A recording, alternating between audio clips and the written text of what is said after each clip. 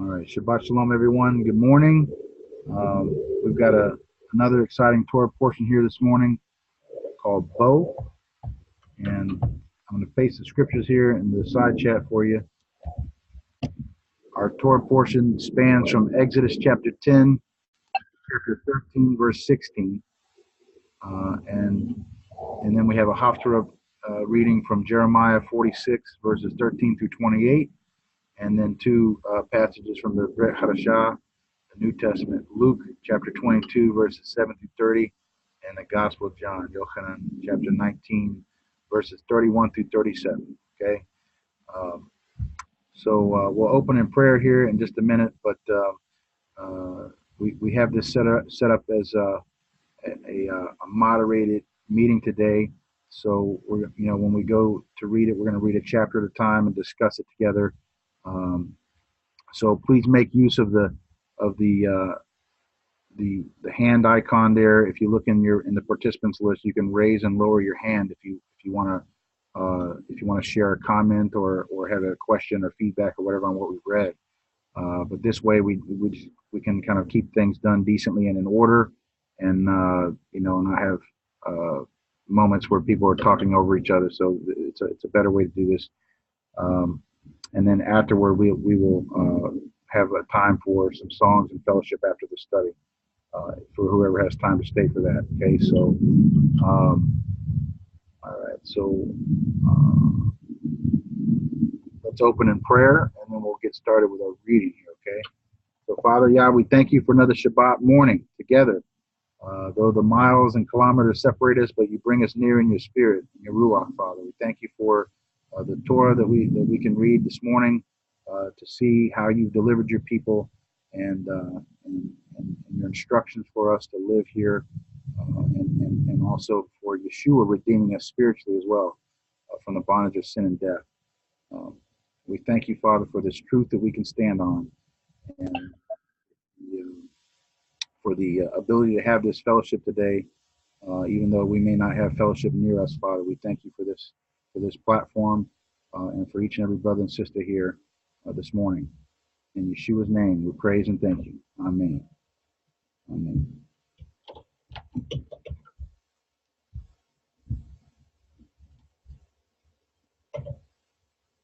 Okay, so we're going to go ahead and start with our Torah reading. Again, the Torah portion is called Bo, and in English that means come.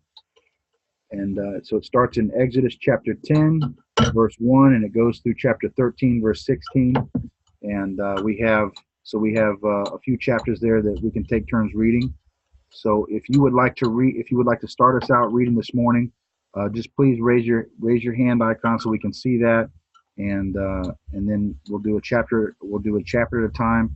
Let us know what version you're reading from for reference, and we'll follow along with whatever version we have, and we'll go ahead and get started. So who would like to read chapter 10 for us this morning, please?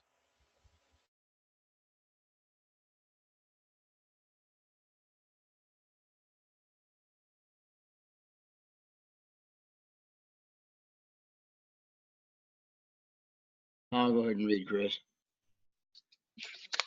Okay, thank you, brother. I'll be reading from the JPS version.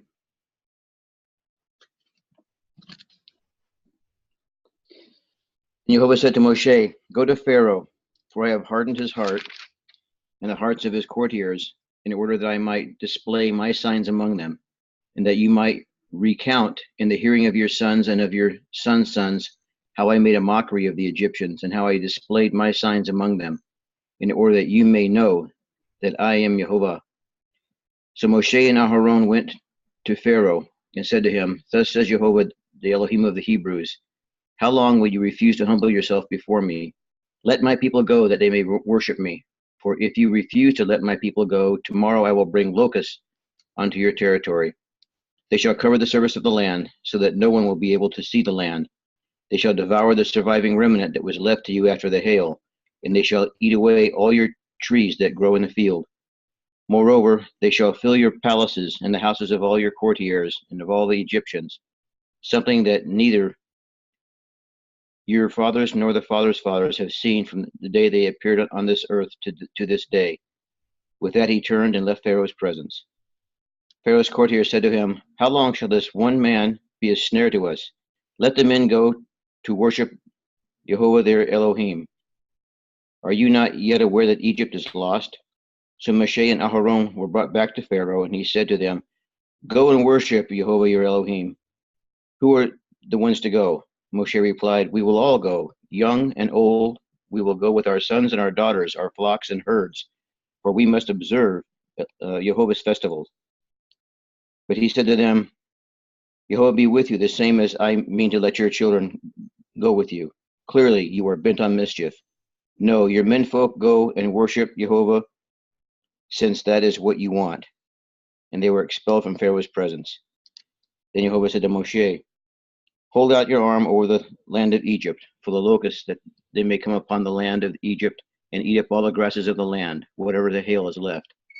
So Moshe held out his rod over the land of Egypt, and Jehovah drove an east wind over the land all that day and all that night. And when morning came, the east wind had brought the locusts. Locusts invaded all the land of Egypt and settled within all the territories of Egypt in a thick mass. Never before had there been so many, nor will there ever be so many again.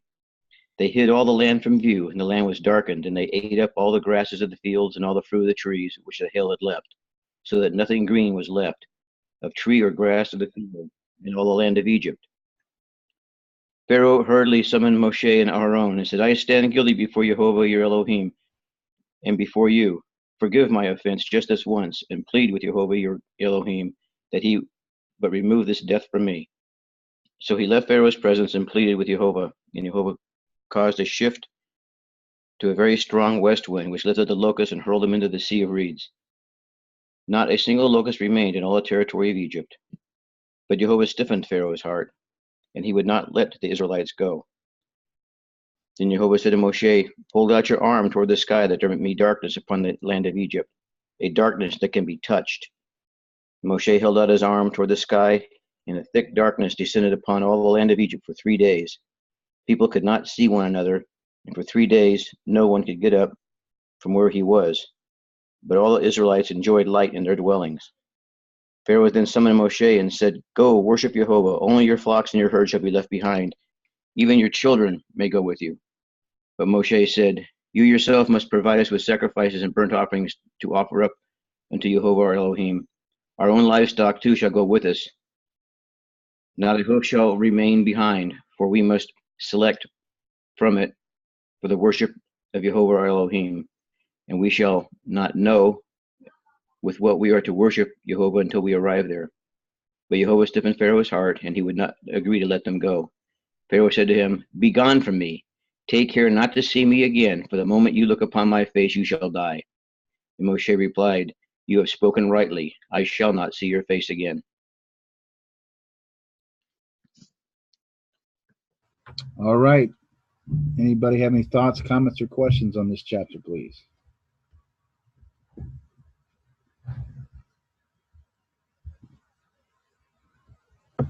Brother Daniel, go ahead.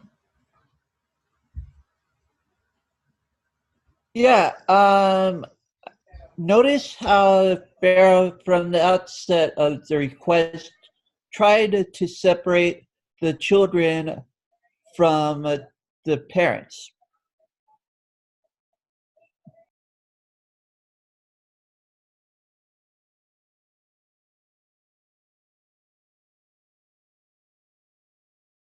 Yep, and there was other, and he didn't even want to let the livestock go there at the end there, and so he's just holding on to every little bit that he can, hardening his heart, and Yah's doubling down on it and hardening his heart toward letting them go, make an example of him here, like we saw last week. Anybody else have anything, any thoughts or comments that we read here so far?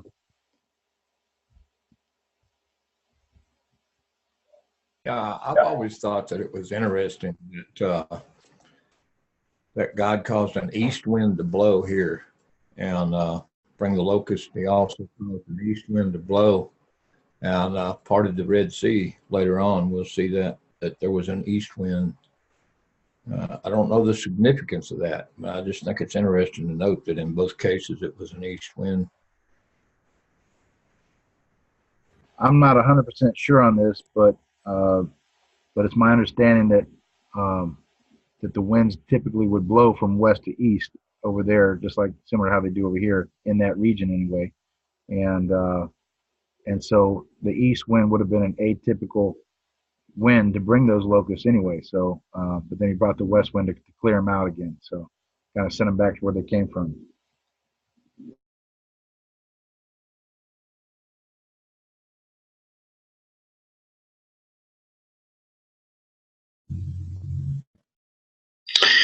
I have a question.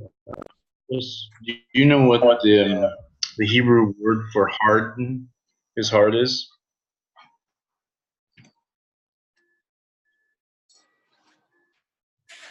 Yeah, I can pull that up for you. Verse 20. Okay. In verse 20, it says, Kazech, and he hardened. Kazach. Kazach is the root word to strengthen, prevail, harden, be strong, become strong, be courageous, be firm, grow firm, be resolute, be sore. That's Strong's number H2388. Strong's H2388. Kazakh is the root there. That's interesting that he made, I guess, Pharaoh more courageous about his not wanting to let the children of Israel go.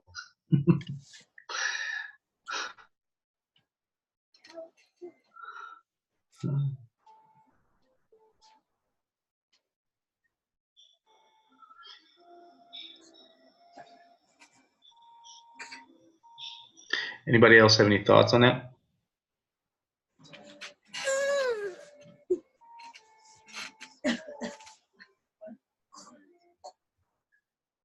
First, on my participants thing, I don't see anything. I see mute all and unmute all and more, but I don't see anything where I can raise a hand. Well, you go ahead. I set you up as a co-host there, so you go right ahead if you have something. Okay, just on what was just mentioned about the hardening. Again, I think we talked about this a little bit last week, but what it means is that Pharaoh, his heart, what was in his heart was already there, and Yah just strengthened it. He made it.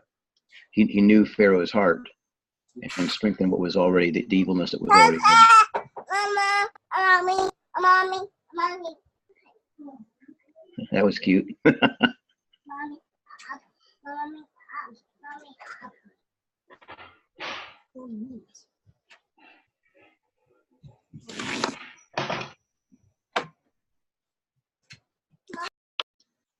I also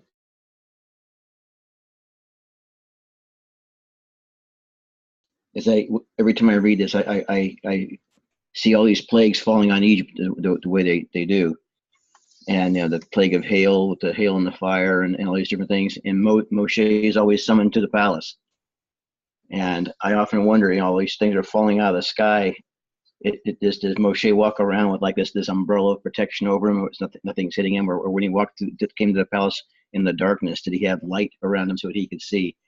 That was it something that the Egyptians could see, or was it just it's probably something we don't really understand? But I always picture this. I always picture him walking from place to place and going to the palace and leaving the palace with these things happening all around him, but he's not being affected by it, which I think would, if that were the case, I think that would be a real eye opener for the Egyptian people to see something like that.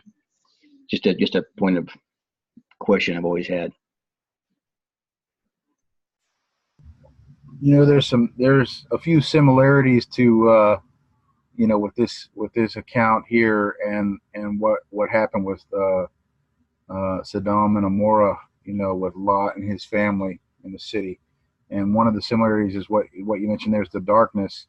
Now it doesn't say in this narrative here that Yah struck them with blindness, but the angels struck the men of the city there that were coming after Lot. It says they struck them with blindness, which is really, basically the same thing as darkness. They couldn't see, and then they were able to, to start to flee those men. before the destruction came down on that city. So, so it may be that that darkness was like a type of blindness over the Egyptians, but it says even that darkness could even be felt. You could feel the darkness. So that's pretty dark, huh? Anybody else have anything on that on what we read here?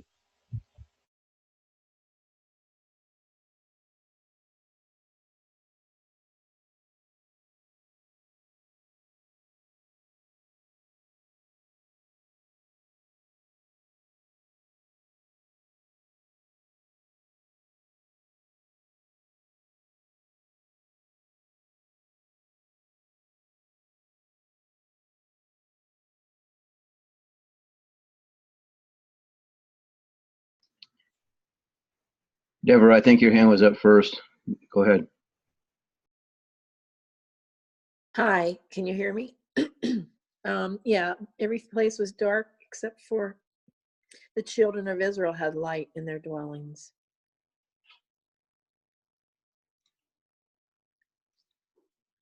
Verse 23. Right. There's several of the plagues. Israel was separated from and spared, as opposed to the Egyptians. That was one of them.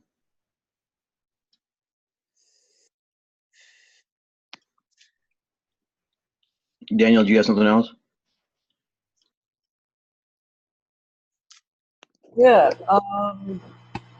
Also, bugs aren't shy about getting up in your mouth, and you know how gnats are when they get up in the mouth, not pleasant at all. Now imagine something as big as a locust getting up in your mouth, and locusts aren't shy about biting either.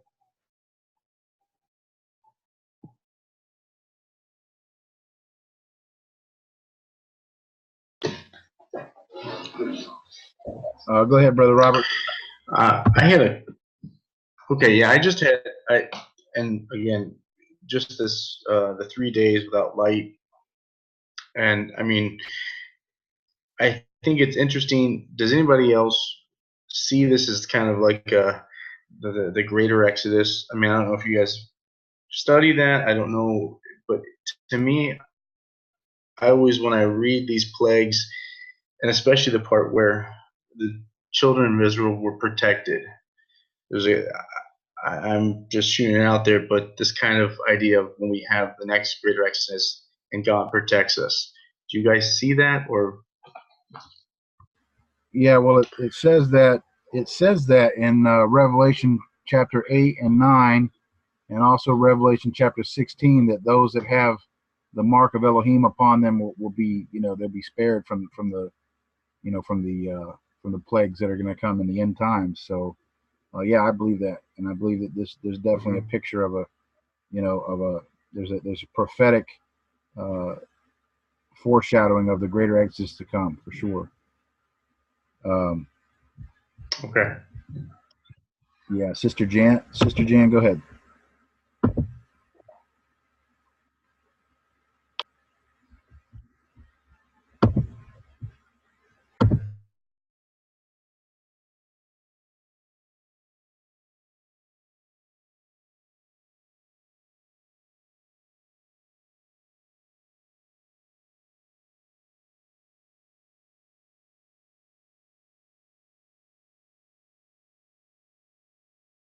Jen, if you're talking, your mic is muted.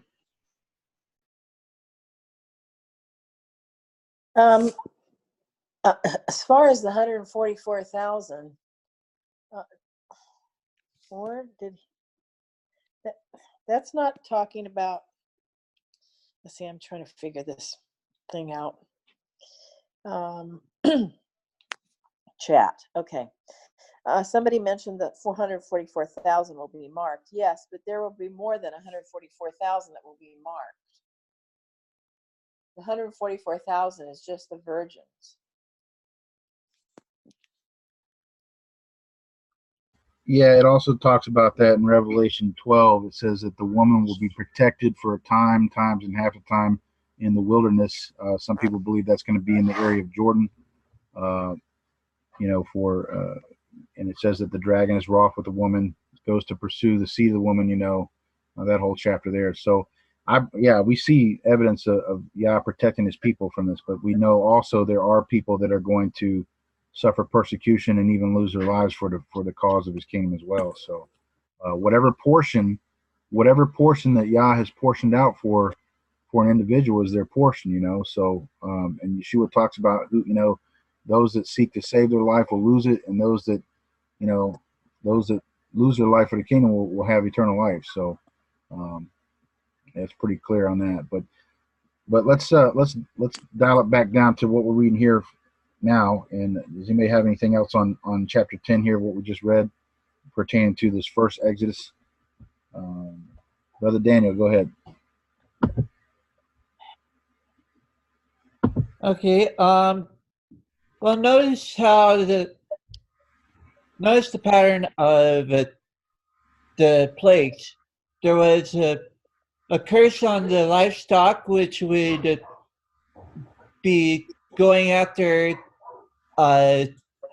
the cattle god, and then there was a curse on the rivers, which would be turning the rivers to blood, which would be going after the false river god, just to name a few.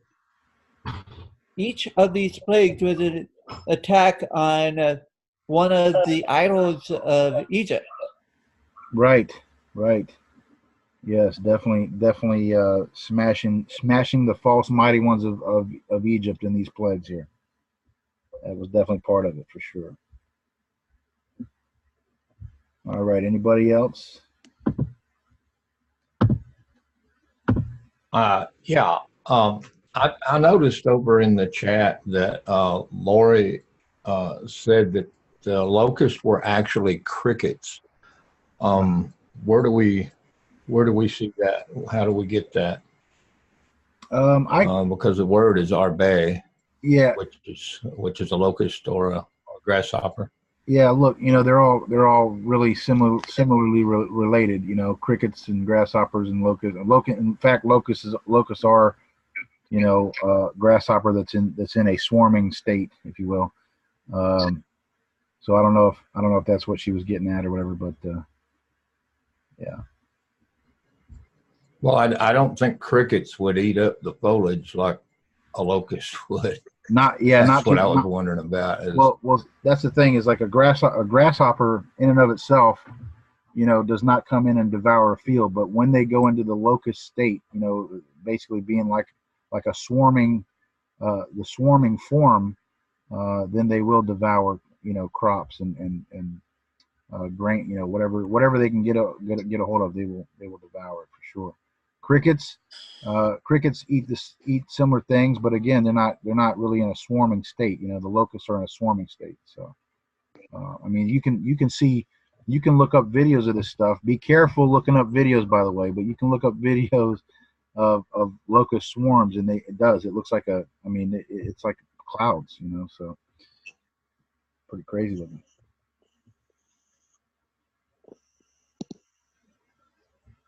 Okay, Lori, you gonna hold on one second? Okay, go ahead, Lori. I was just going to say, if you watch those videos, they're tiny little black crickets that are chirping. And then, yeah, like you said, be careful when you're watching videos, because, we don't know how often those bug swarms happen over in that country. That could be something that happens every year. But when people watch videos, they immediately think it's some, destined prophecy coming true.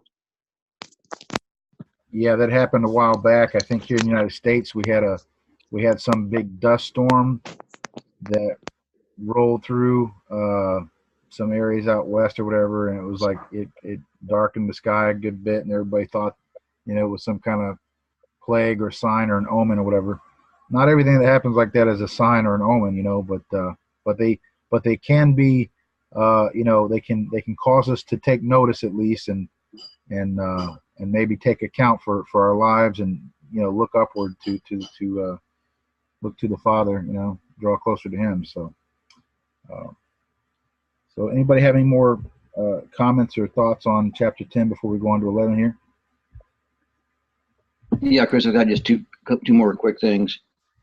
One of my I noticed here in a couple places where I just read, where Pharaoh consents to let Moshe and Aaron go into the wilderness, or go out where they want us to go, but to take only the men and leave everybody else. And then again later on, after the next plague hits, he says, "Okay, you can take your men and your children, but leave your cattle." This is so much like him, like Pharaoh is trying to take charge here to instruct the Israel in how they are to worship. You know, you can worship your God, you can worship your Elohim, but you're going to do it my way, and not the way that he prescribes to do it my way. And I think we have a real strong parallel today in mainstream Christianity, where everybody's wanting to worship God, but to do it in their own particular way and not in the way he prescribed. So we see that.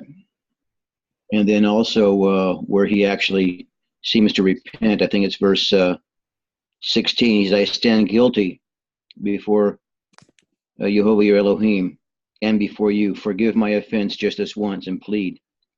So we see repentance on Pharaoh's part, but the repentance he has there is just lip service. He's trying to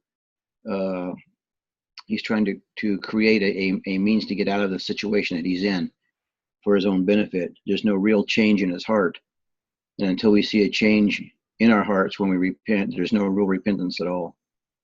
I think that's an example of it here in this chapter we just read. Yeah, that's a great point, brother. You know, how many times have we thought that we were repenting of something because of the consequences that we're going through, right? How many times have we thought we were repentant, but we're really just wanting relief? We're wanting relief from whatever suffering or affliction has come upon us because of the result of our sin.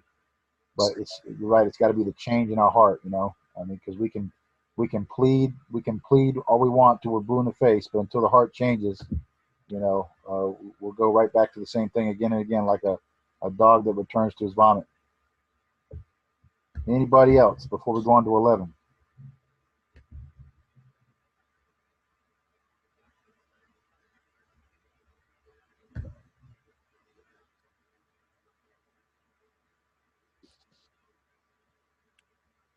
All right, let's go to chapter 11 of Exodus. Okay, who would like to read chapter 11 for us, please? And just let us know what version you have.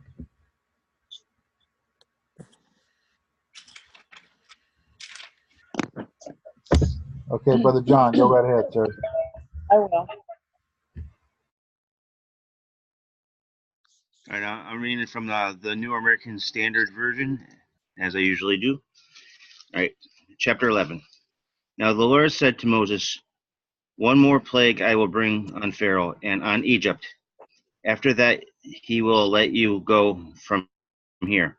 When he lets you go, he will surely drive you out from here completely.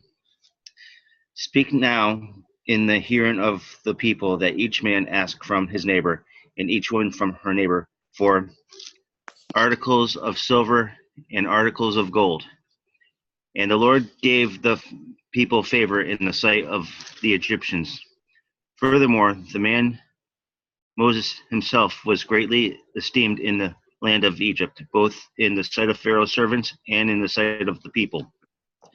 And Moses said, "Thus saith the Lord, about midnight I will go out into the midst of Egypt, and all the firstborn in the land of Egypt shall die, from the firstborn of the Pharaoh who sits on his throne, even to the firstborn of the slave girl who is behind the millstones, all of the firstborn of the cattle as well.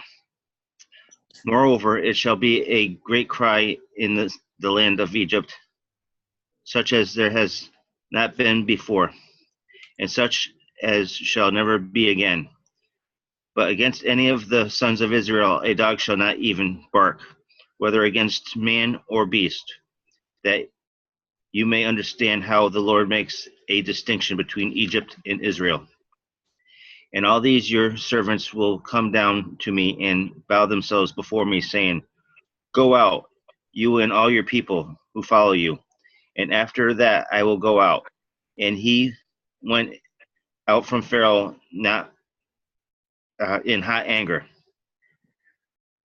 Then the Lord said to Moses, Pharaoh will not listen to you, so that my wonders will be multiplied in the land of Egypt.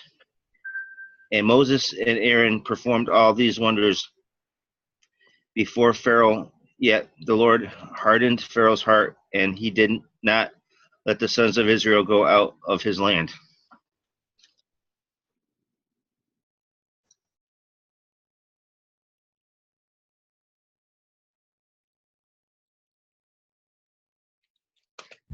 All right. Anybody have any thoughts or comments on this chapter, please?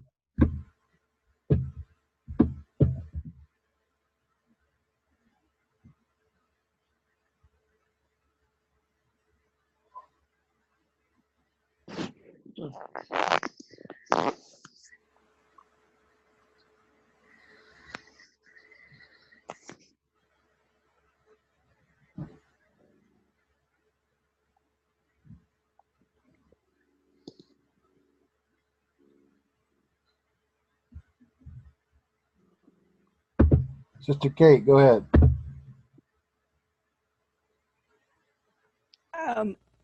It said that all the firstborn cattle, did it affect the Israelites' cattle?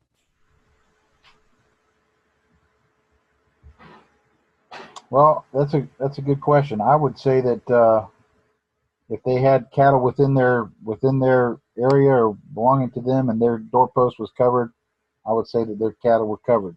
But I don't know that they had a whole lot of livestock. I mean, they probably had some, because we know that you know some of them had possessions and animals, but they didn't have a whole lot. But I would say that it would seem to me that whatever they had that was covered by their doorposts. I don't know if anybody else has anything on that, but that's what I would glean from the scriptures here. It's a good question. Robert, go ahead, brother.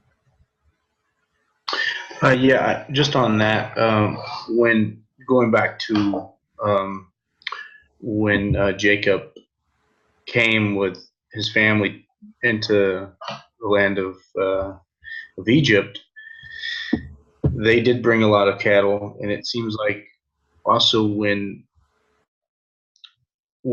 Pharaoh, when the famine was there, they were given more cattle to kind of look over, because when when the people didn't have money, they had to sell their houses, they had to sell their animals.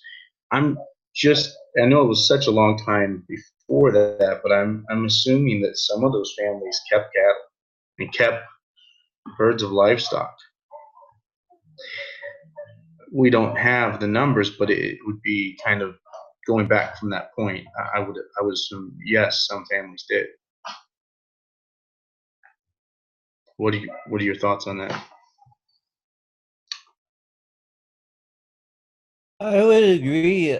I mean, when you look at the Exodus, you do see the children of Israel leaving with their livestock and families. And from the pattern that I've seen, the plagues only affected those that were not under Yahweh's protection.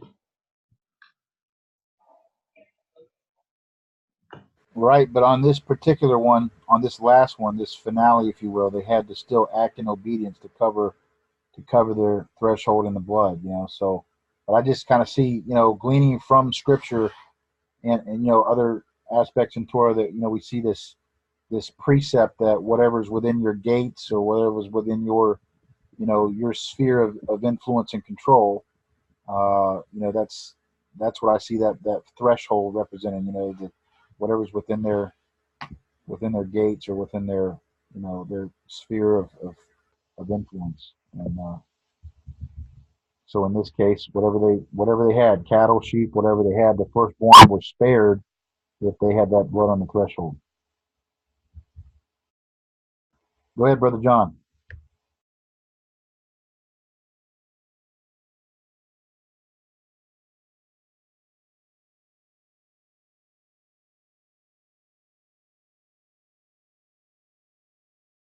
Brother John, go ahead. You're muted. You can unmute.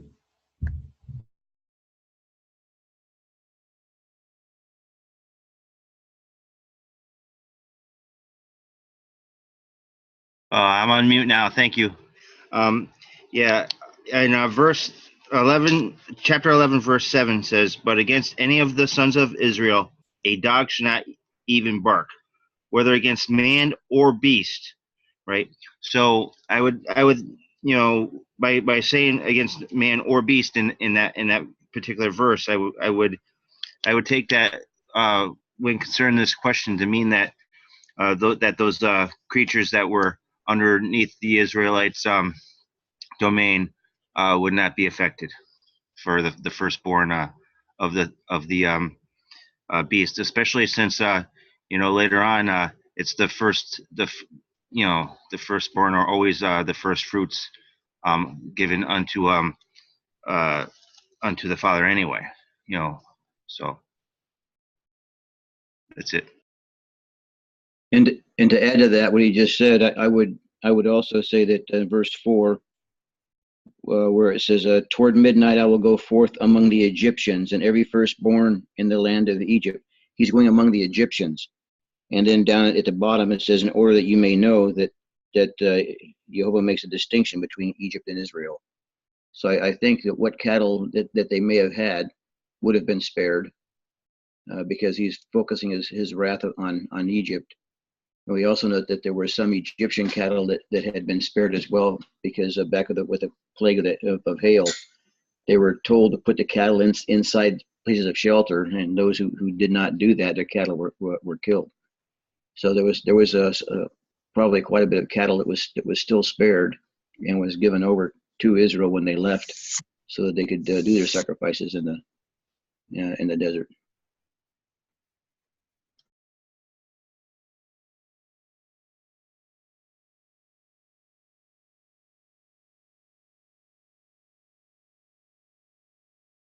Brother John, did you have something else? I'm sorry, I forgot to lower my hand. I apologize for that. All right, Brother Daniel.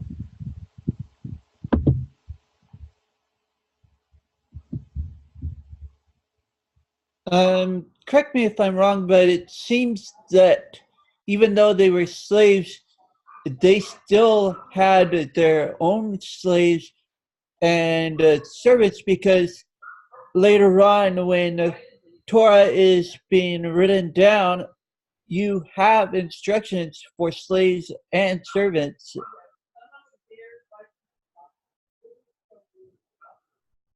And not to mention that there would have been the descendants of the slaves of the 12 tribes living alongside of them.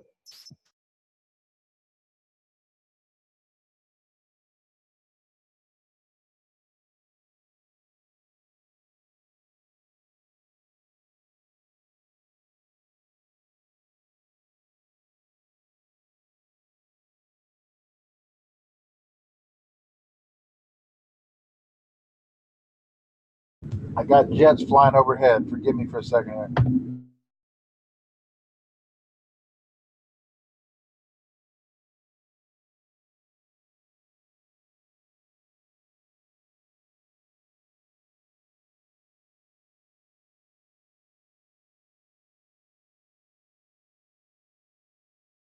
All right, sorry about that. Anybody else have anything on this chapter 11 here before we go on?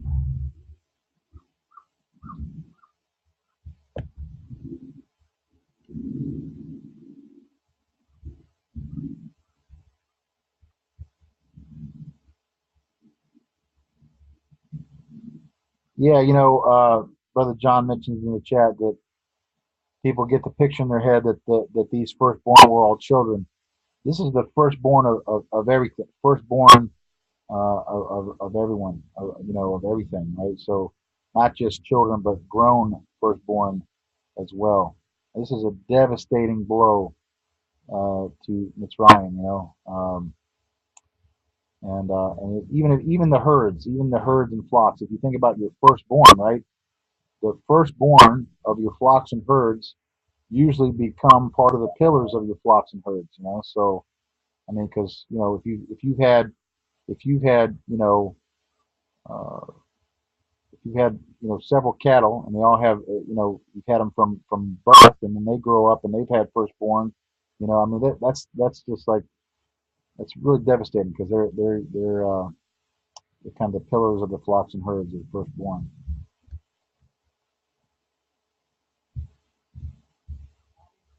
Anybody else?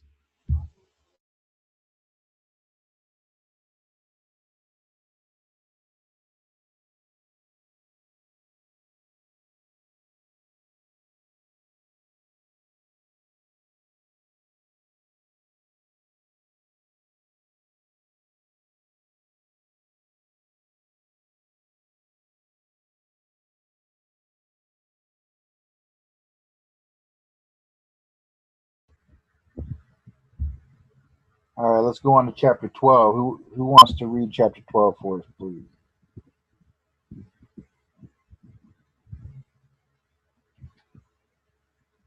Okay, Sister Kate. All right, just let us know what version you got, and we'll follow along with you there.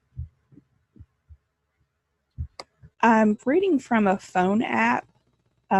It's from English or from Hebrew to English. The Lord said to Moses and Aaron in the land of Egypt, "This month shall mark for you the beginning of the months. It shall be the first of the month of the year for you. Speak to the whole community of Israel and say that on the 10th of this month, each of them shall take a lamb to the family, a lamb to the household. But if the household is too small for a lamb, let him share one with the neighbor who dwells nearby. In proportion to the number of persons, you shall contribute for the lamb according to what each household will eat. Your lamb shall be without blemish, the yearling male. You may take it from the sheep or from the goats. You shall keep watch over it until the 14th day of this month, and all the assembly congregation of the Israelites shall slaughter it at twilight. They shall take some of the blood and put it on the 2 doorposts and lintel of the houses in which they are to eat it. They shall eat the flesh that same night. They shall eat it roasted over the fire, with unleavened bread and with bitter herbs. Do not eat any of it raw, or cook in any way with water, but roast it head, legs, and entrails over the fire. You shall not leave any of it over until morning. If any of it is left until morning, you shall burn it. This is how you shall eat it: your loins girded, your sandals on your feet, and your staff in your hand, and you shall eat it heartily. It is a Passover offering to the Lord. For that night I will go through the land of Egypt and strike down every firstborn in the land of Egypt, both man and beast, and I will mete out punishment to all the gods of Egypt. I, the Lord. And the blood on the houses where you are staying shall be a sign for you. When I see the blood, I will pass over you, so that no plague will destroy you when I strike the land of Egypt. This day shall be to you one of remembrance. You shall celebrate it as a festival to the Lord throughout the ages. You shall celebrate it as an institution for all time. 7 days you shall eat unleavened bread. On the very first day you shall remove leaven from your houses. For whoever eats leavened bread from the first day to the 7th day, that person shall be cut off from Israel. You shall celebrate a sacred occasion on the first day, and a sacred occasion on the 7th day. No work at all shall be done on them. Only what every person is to eat, that alone may be prepared for you. You shall observe the feast of unleavened bread, for on this very day I brought your ranks out of the land of Egypt. You shall observe this day throughout the ages as an institution for all time. In the first month, from the 14th day of the month at evening you shall eat the unleavened bread until the 21st day of the month at evening. No leaven shall be found in your houses for 7 days, for whosoever eats what is leavened, that person shall be cut off from the community of Israel, whether he is a stranger or a citizen of the country. You shall eat nothing leavened, in all your settlements you shall eat unleavened bread. Moses, okay, that's the 5th. Do you want me to keep going? Yeah, you can go. You can go through. From verse 21 on to the end of the chapter. That's fine. Okay. Moses then summoned all the elders of Israel and said to them, "Go pick out lambs for your families and slaughter the Passover offering. Take a bunch of hyssop, dip it in the blood that is in the basin, and apply some of the blood that is in the basin to the lintel and to the 2 doorposts. None of you shall go outside the door of the house until morning. For when the Lord goes through to smite the Egyptians, he will see the blood on the lintel and 2 doorposts, and the Lord will pass over the door and not let the destroyer enter and smite your home. You shall observe this as an institution for all time, for you and your descendants. And when you enter the land that your Lord will give you, as he has promised, you shall observe this rite. And when your children ask you, 'What do you mean by this rite?' you shall say, 'It is the Passover sacrifice to the Lord, because he passed over the houses of the Israelites in Egypt when he smote the Egyptians, but saved our houses.' The people then bowed low in homage. And the Israelites went and did so, just as the Lord had commanded Moses and Aaron, so they did. In the middle of the night, the Lord struck down all the firstborn in the land of Egypt, from the firstborn of Pharaoh, who sat on the throne, to the firstborn of the captive who was in the dungeon, and all the firstborn of the cattle.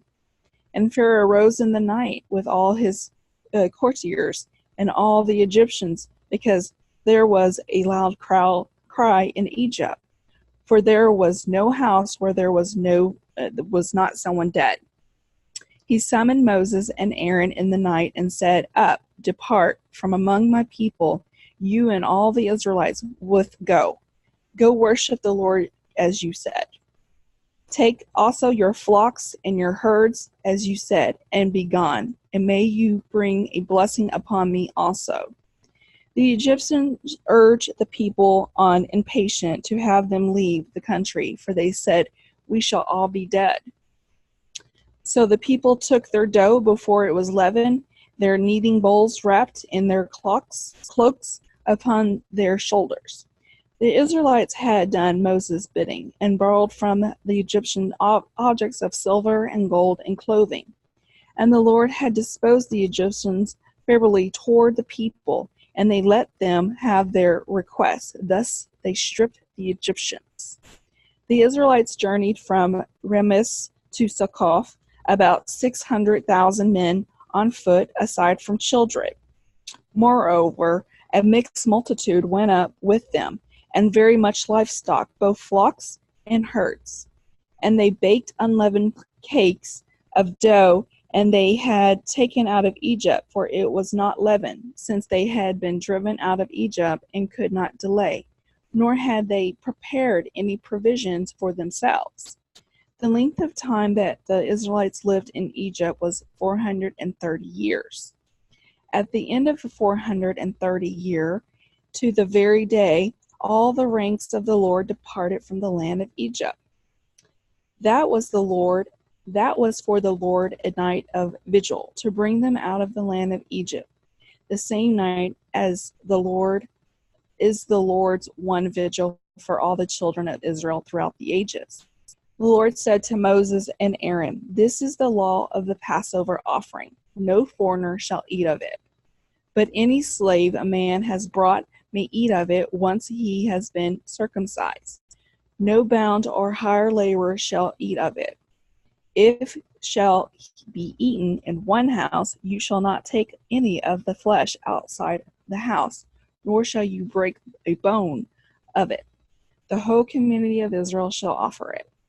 If a stranger who dwells with you would offer the Passover to the Lord, all his males must be circumcised.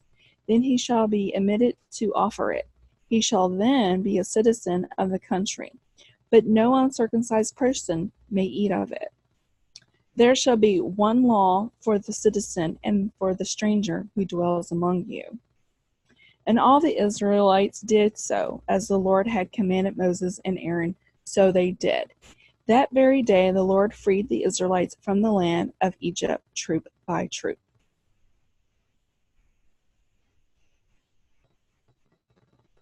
All right, thank you, sister. That was a lengthier chapter there. You did great. Thank you for reading that. All right, anybody have any thoughts or comments or questions on chapter 12 here? A lot of material here.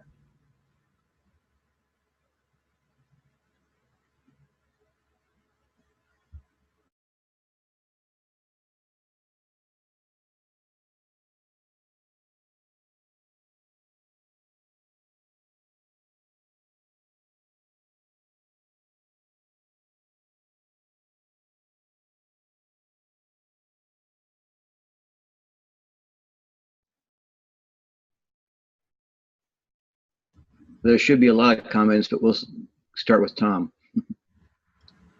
Yeah, go ahead. Go ahead, Brother Tom.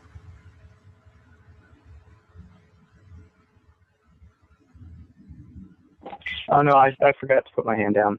I apologize. Okay. All right, Brother Shane, go ahead.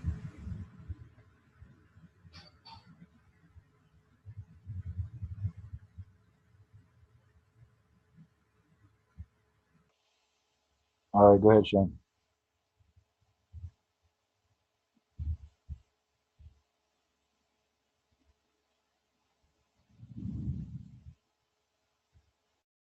What I meant to say is my hand was up for a different reason. I didn't forget to put it down. I can't put my hand down. Okay, but Tom, you want to read the next one when we get to that, the next chapter?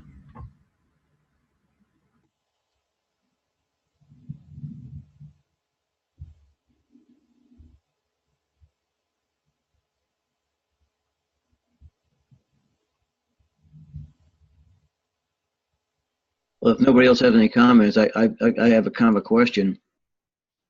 Going back to verse 8. They shall eat the flesh that same night. They shall eat it they shall eat it roasted over fire with unleavened bread and with bitter. I'm just wondering how many versions here say bitter herbs or bitterness, because we know, looking at a Seder plate for the Passover, that all the things that are on that Seder plate, or almost all the things on it anyway, the different elements of Passover were all added through traditions over the centuries. But I always taught that the original items that were used was the lamb, the unleavened bread, and bitter herbs. But the word here, marar, is actually, it can mean bitter herbs, but it's usually just translated as bitterness, eaten with bitterness. So I'm wondering if anybody has anything different in their particular scriptures, because the word herb, actually, if you look at some of the translations, it's italicized or in brackets or whatever that it was added. I just had that question. Yeah, anybody knows? That's a good one that comes up, just about every year. And there are some people that just don't even eat bitter herbs at all, because they take that to mean that you're supposed to eat it with bitterness in your heart, like bitterness, like feelings of bitterness toward what the somberness of what had happened with the bondage of being enslaved in Egypt and all. But it's something that's implied by the use of that word, in the same way that in this same chapter it is implied that the word moon is used for month, but that's not literally true in the Hebrew, because in the Hebrew it just says chodesh, and chodesh does not literally mean moon. The word for moon in Hebrew is yarech, but yet we can glean from the context being used here that chodesh is used in the context of being like a moon or a month, And so in the same way, that's how I glean that the word maror is being used in the context of eating something bitter, and just the bitter herbs being something that's absolutely bitter. I mean, whether it's like arugula or wasabi. I mean, there's all kinds of bitter herbs. You can eat even parsley. Even parsley is just really bitter if you eat that by itself. So I don't know if anybody else has anything on that, but that's what I see here. Brother Shane, go ahead. You're unmuted. All right. If we, everybody knows that God was kind of using the gods of the Egyptians to punish the Egyptians, like what they, I guess, considered gods, like the Nile, things of that nature, right? So the idea of why the Egyptians thought that the lamb was holy or divine was because at this time of the year, the sun is in the constellation of Aries, and in the ancient Mazzaroth, it was considered a lamb, and this is why Moses was like, hey, well, if we do that here, we're going to be stoned by the Egyptians. So this was like a really big issue. It probably took a lot of faith on behalf of the Israelites to get a lamb and to sacrifice a lamb, because to the Egyptians, they considered this blasphemy, especially during this particular month.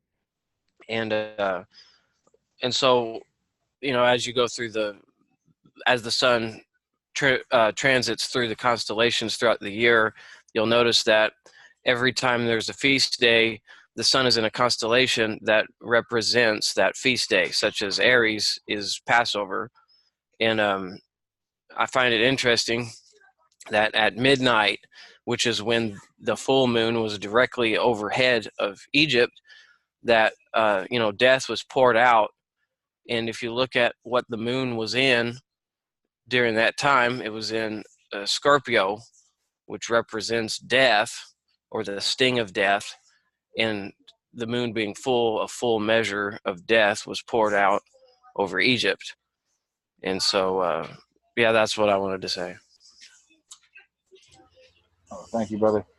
Yeah, just for a quick note, the Mazzaroth he's speaking of are the pictures in the sky that Yah put there. They are not they're not pagan. They don't have any power over us. They don't cause anything to happen in our lives. But the ancient wise men, magi, they could glean signs from the heavens, and this is what Yah put them there for. One of the reasons they're there. That's what Shane's referring to. So anyway, now, he did say that he brought them out with signs and wonders. Right, that's right, and obviously we know too that Pesach happens right at the full moon, so that definitely a lot of things happening there in the heavens as well. All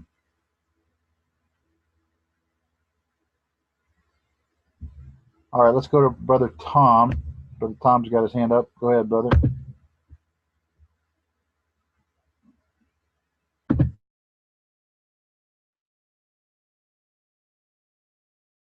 I'm not sure how my hand got up that time. I didn't mean to have my hand up.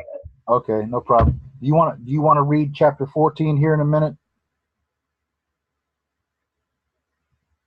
Sure, I'd be happy to do that. All right, we'll get back to you there in just a minute.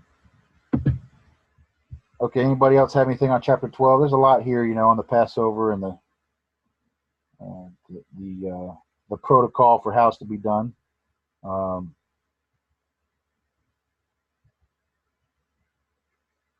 We see some slight differences between this and in Deuteronomy chapter 16, where it talks about the Passover being observed at that point.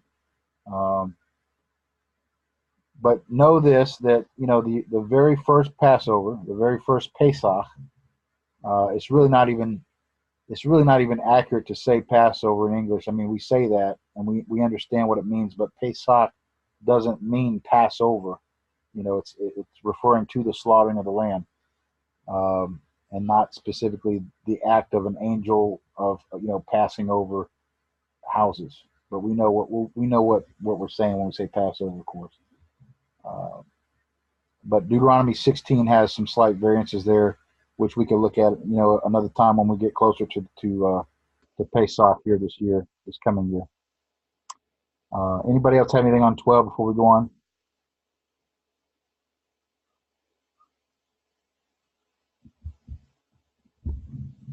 I just like to say real quick that with the slaughtering of the lamb, I think that the Israelites, all those who were in the Israelite households were saved. I think this is a picture here of, you can slaughter as many lambs as you want, but until you apply them to the doorposts, until you apply them to your heart, it doesn't matter. It's only until the application is made of that lamb, that slaughtered lamb, that we are brought before Yah. Amen. Brother John, go ahead.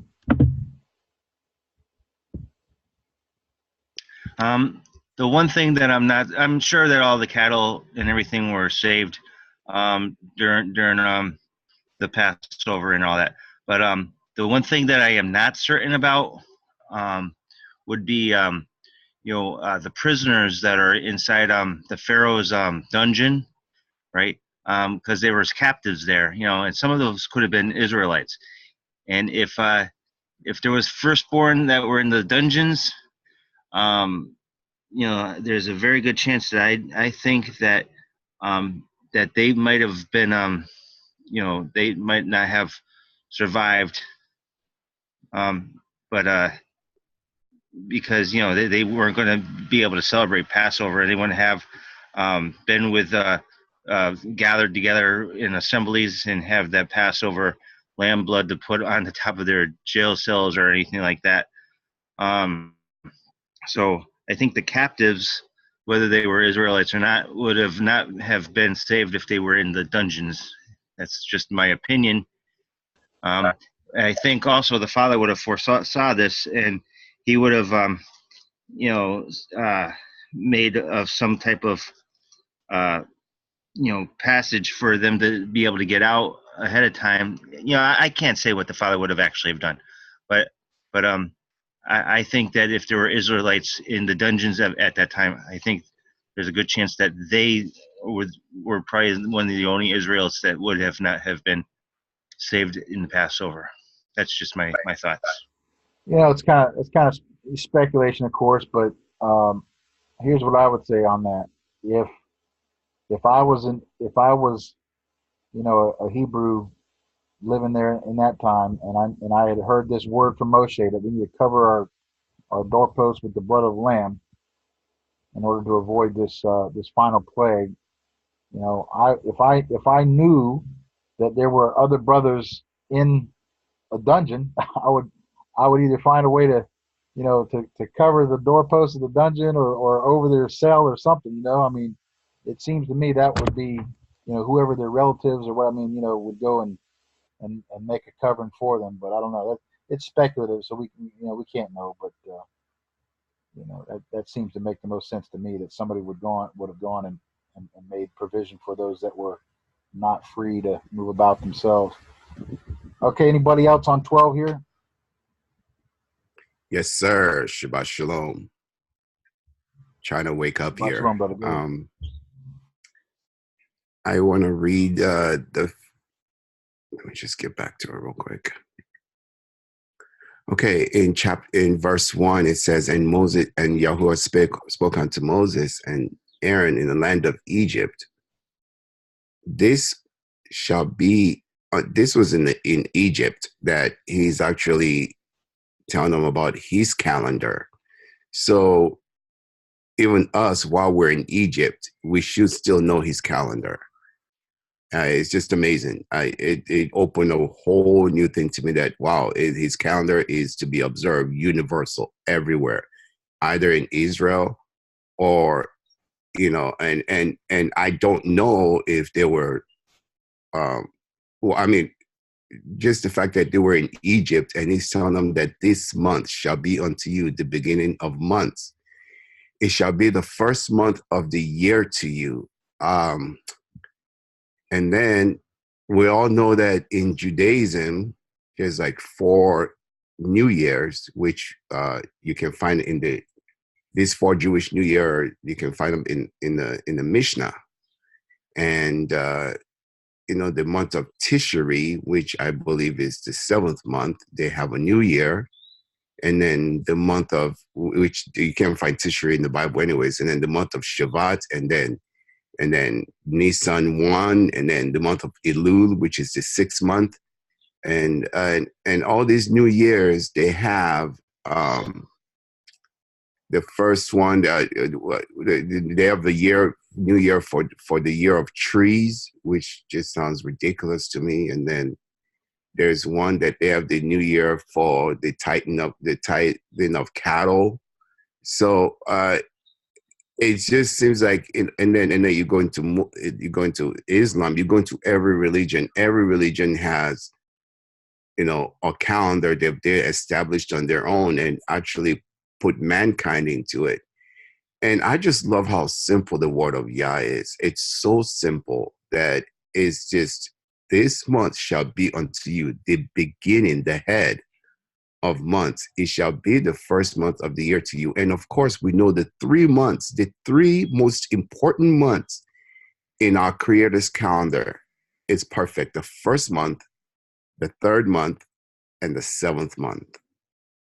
Okay, because in the first month, we celebrate Passover, unleavened bread, and first fruits. And in the 3rd month is when we celebrate Pentecost. And in the 7th month is when we celebrate trumpets, atonement, and tabernacles. And so this first month is so important that it actually lines up everything else for us throughout the year. And this is the plan of Hasatan. And some people do sliver, some people do covered moon. Yah bless both camps that are doing that, because we're like a day or 2 apart, and we're still a day or 2 apart from also New Year. But we know we're very close, and we know we're both right on track.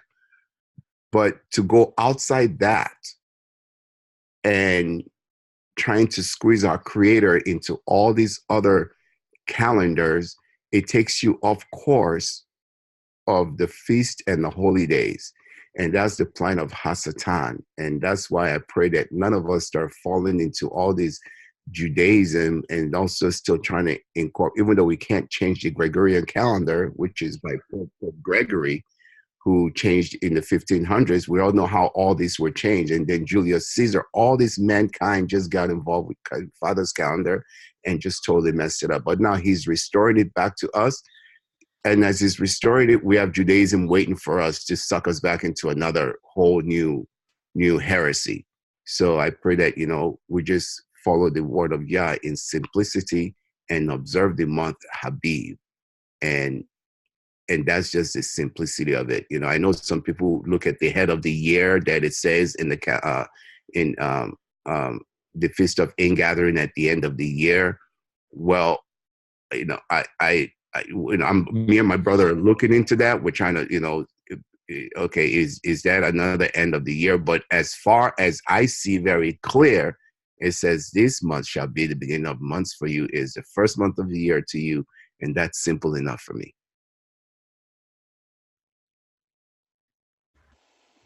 All right, and like we said last week, the barley being in an Abib state is not what causes it to be New Year, but it is a sign. It's a witness. It's a witness to the season that it's in. So, and some people say, well, brother, can I add to that? Yeah, go what ahead. You just said real quick, because I believe the barley is a sign, but I don't believe it's what we're supposed to be looking for, because the heavens declare his glory. Before the barley was there, we were this, there was no barley in Egypt. There was no barley, Father's always had his calendar. It's never failed, but I believe, it's like saying, okay, we need to see snow to know it's winter. Well, what if there's no snow? Of course, it's still winter. So I believe, yes, the barley does play a role, but I believe more so the heavens declare his glory, because that's what he's placed up there for us to look at, for the signs, I mean, for the appointed times. And that would never change, because if there's a famine and there's no barley, so what are we going to say? That there's no barley, we cannot usher in the new year.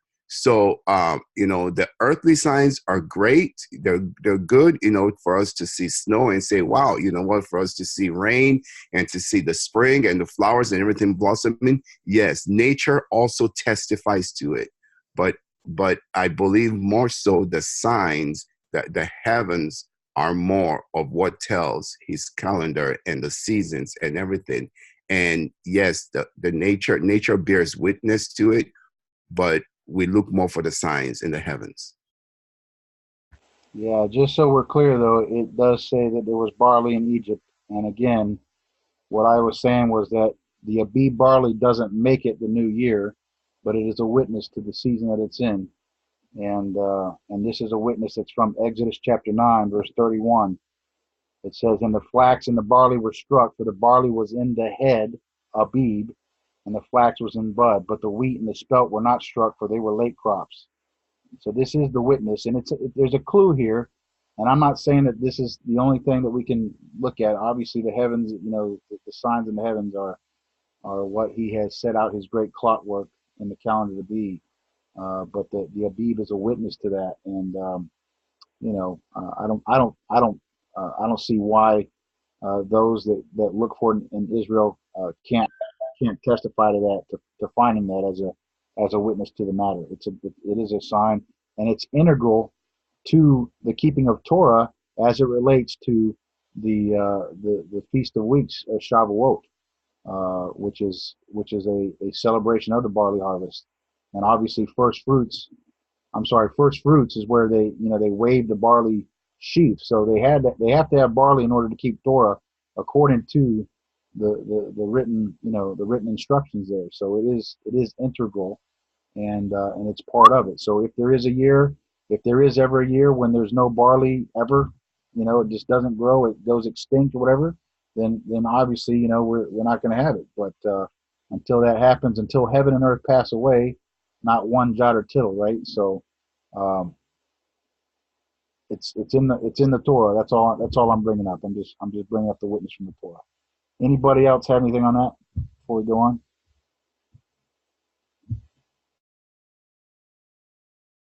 There's a couple of hands up. Tom and John. Okay, go ahead, Brother John. Yes. Yeah. The month starts with the sign of the new moon, right? So that's when the month starts. And then the name of the month was gathered from, that's the first month, is the month when the Abib grows. So that was to tell you that's the first month, right? To explain. Right. So if the father wanted the first month to be, let's say, when the snow hits, right? He would say, okay, the first month we're going to call snow.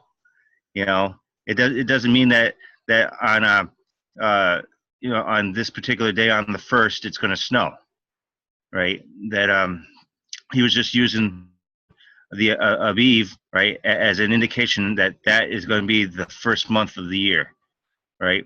Because I'm sure people, not every individual knew that, okay, that the sun is at this point in the sky at this thing. So he had to use something that everybody knew, and that was basically barley harvest.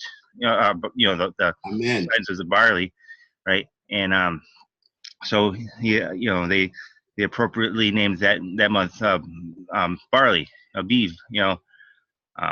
But it's basically when the moon was the new moon. So.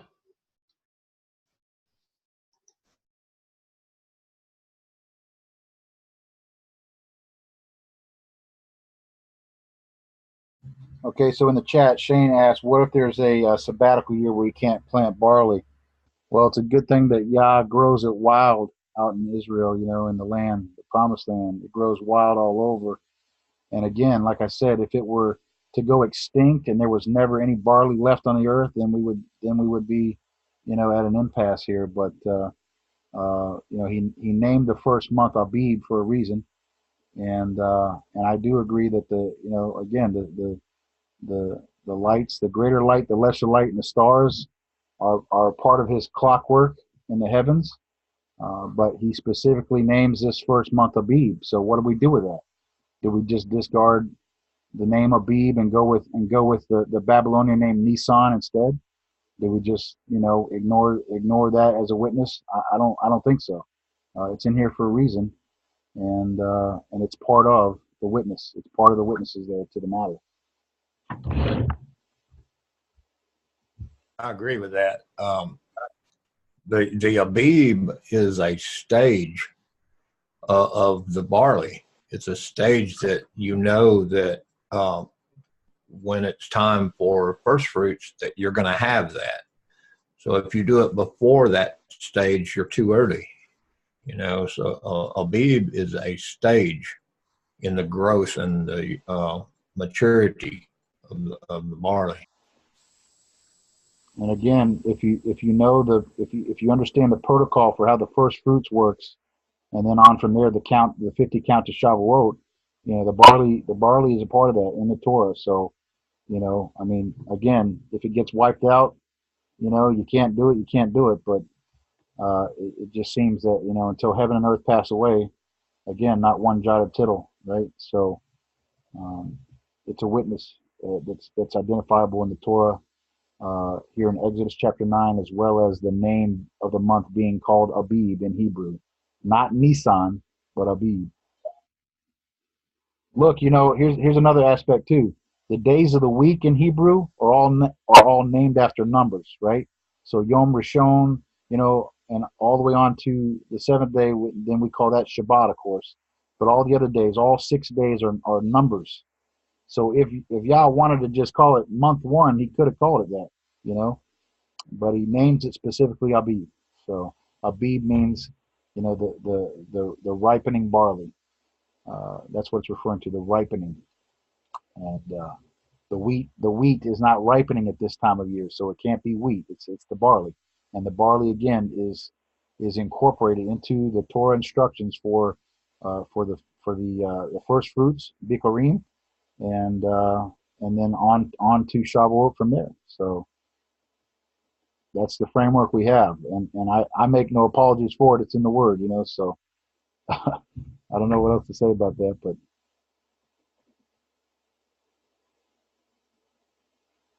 anybody else? I think we're on the same page. I think we're on the same page, brother. I think we are. I think we're just saying that, the barley, just like our brother was saying that, the snow. We all know the winter is the month of snow. So if the New Year was in the winter, Father would say, well, observe the month of snow. But yes, we are supposed to present. At some point, I believe the barley is going to grow. It's going to be harvested and presented.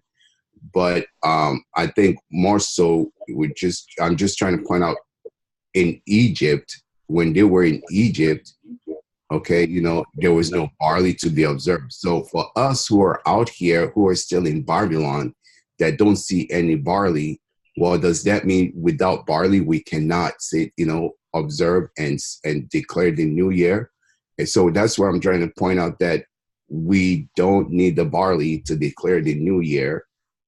We don't need it as a witness because we are in Babylon, and we realize that we're still celebrating the feast and holy days without the barley and still be able to declare the new year. Because why? We look up to the heavens for which declares his glory, which he has put there since Genesis chapter 1, without putting barley in there, and so that's just what we're trying to point out. But the barley is a great witness. it's a great witness because at that month, the barley's, is ready for harvest. It's the month of like Ziph means brightness, and then Ziph means brightness, and then the next month, I think, which is Sivan or whatever, is the month of flowers. And so you see brightness, flowers. I mean, it all goes in together. Nature bears witness to everything. So all I was trying to point out is us who are here in Babylon, we still see how wonderful it is that we're able to declare the new year without any barley, because we look up to their appointed times. So To heaven declares. Yeah, and that being said, Go ahead. If you're in Babylon, if you're in the diaspora and you have no link or connection to the land, or to 2 or 3 witnesses in the land, then yeah, you're gonna do the best with whatever you have. But we also have right now, we're blessed with the ability to hear from 2 or 3 witnesses in the land. And so if you're in exile and you're cut off from Israel, then yeah, and what you're talking about is right. You do the best you can with what you have. But if you have access to 2 or 3 witnesses to the matter in Israel, then why not be more on the same page with what's happening in Israel, since Israel is the centerpiece of the world, since that is where everything goes forth from, Jerusalem, where he causes his name to dwell. Temple or no, he's going to be our temple in the end anyway. Then, I see that as something that we should try to be in alignment with if we can, while we have the ability to do that. All right, let's go to Sister Deborah, Sister Jan Deborah. Go ahead.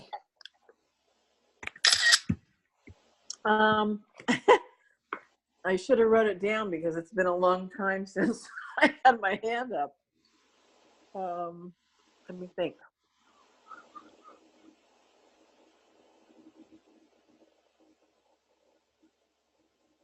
Okay, we can come back to you. Let's go to Brother Shane. Go ahead, Brother Shane.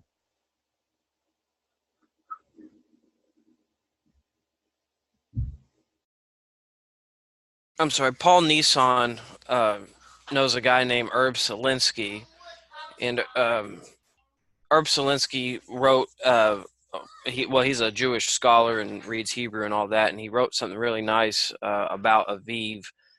And in his writing, which you can find online, it's called The Creator's Calendar, he brings a lot of but a lot of understanding about what Aviv is. And if you type Aviv in like a Google Translate and have it translated, it just means spring. And through the Mishnah and the Talmud, the word Aviv is used, and it's used for a broad meaning, not just something specific to a stage of a plant. But in Egypt, the barley matures at different intervals, at least spanning the time frame of 5 weeks, from northern Egypt to southern Egypt. So when we read that all of the barley was in spring or Aviv, that all of it was destroyed, you see the kind of the same thing in Israel, with sometimes some of the barley will be so-called Aviv in the south but not in the north. And then there's arguments about, well, do we declare a new year or not? And then people like Nehemiah Gordon will say, no, we're going to wait. And so there's, if you look into like Aviv in its broader sense, it could mean several things and not just a particular area. Its main understanding is just that of spring.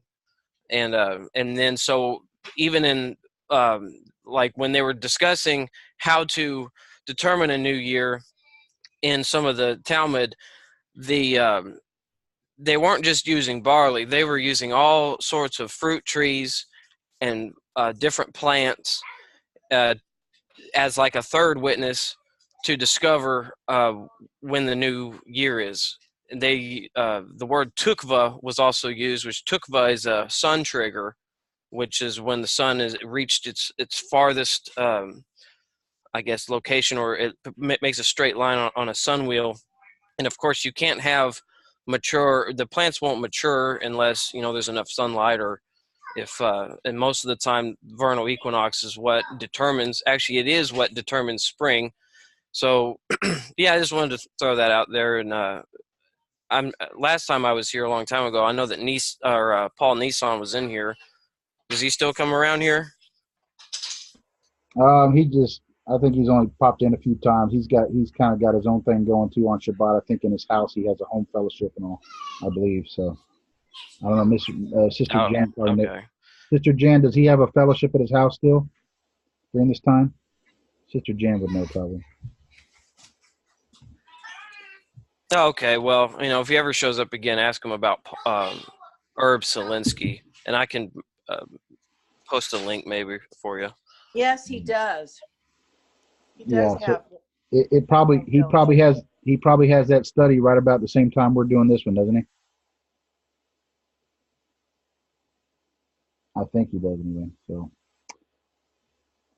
all right, well, very good. Brother Shane brought up the word takufa, which which is kind of used for the equinox.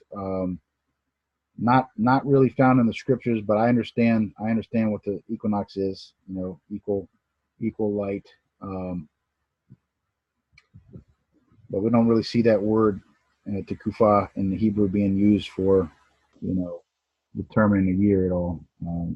But it is a witness as well. So I would say, Brother Shane, you and I have talked about this before too, but there are some things that will grow prior to the equinox. Not all plants are hypersensitive to the amount of hours. There are some that are, but there are quite a few things that will happily grow given favorable conditions without the equinox having occurred too. You and I both know that as growers.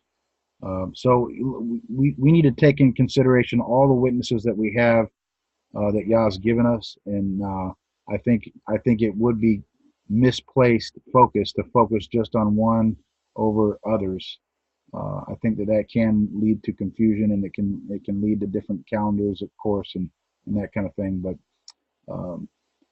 ultimately, I think one way this could be settled, and this is just a thought on it. I'm not saying that it has to happen, but I think one way this could be settled is if we would if all of us that are in Israel right now, I'm not talking about in the land physically, but just part of his body, if we would raise up for ourselves officers and judges like the Torah tells us to, shoftim and shodarim, if we would raise up men as authenticated leaders among us, leaders of thousands, hundreds, fifties, and tens, and then those men got together in a continental Congress type meeting, and brought these matters before Yah in sackcloth, ashes, and just in humbleness, and just national repentance, and bring these things before Yah and ask for Him to help us determine, what is it? What is the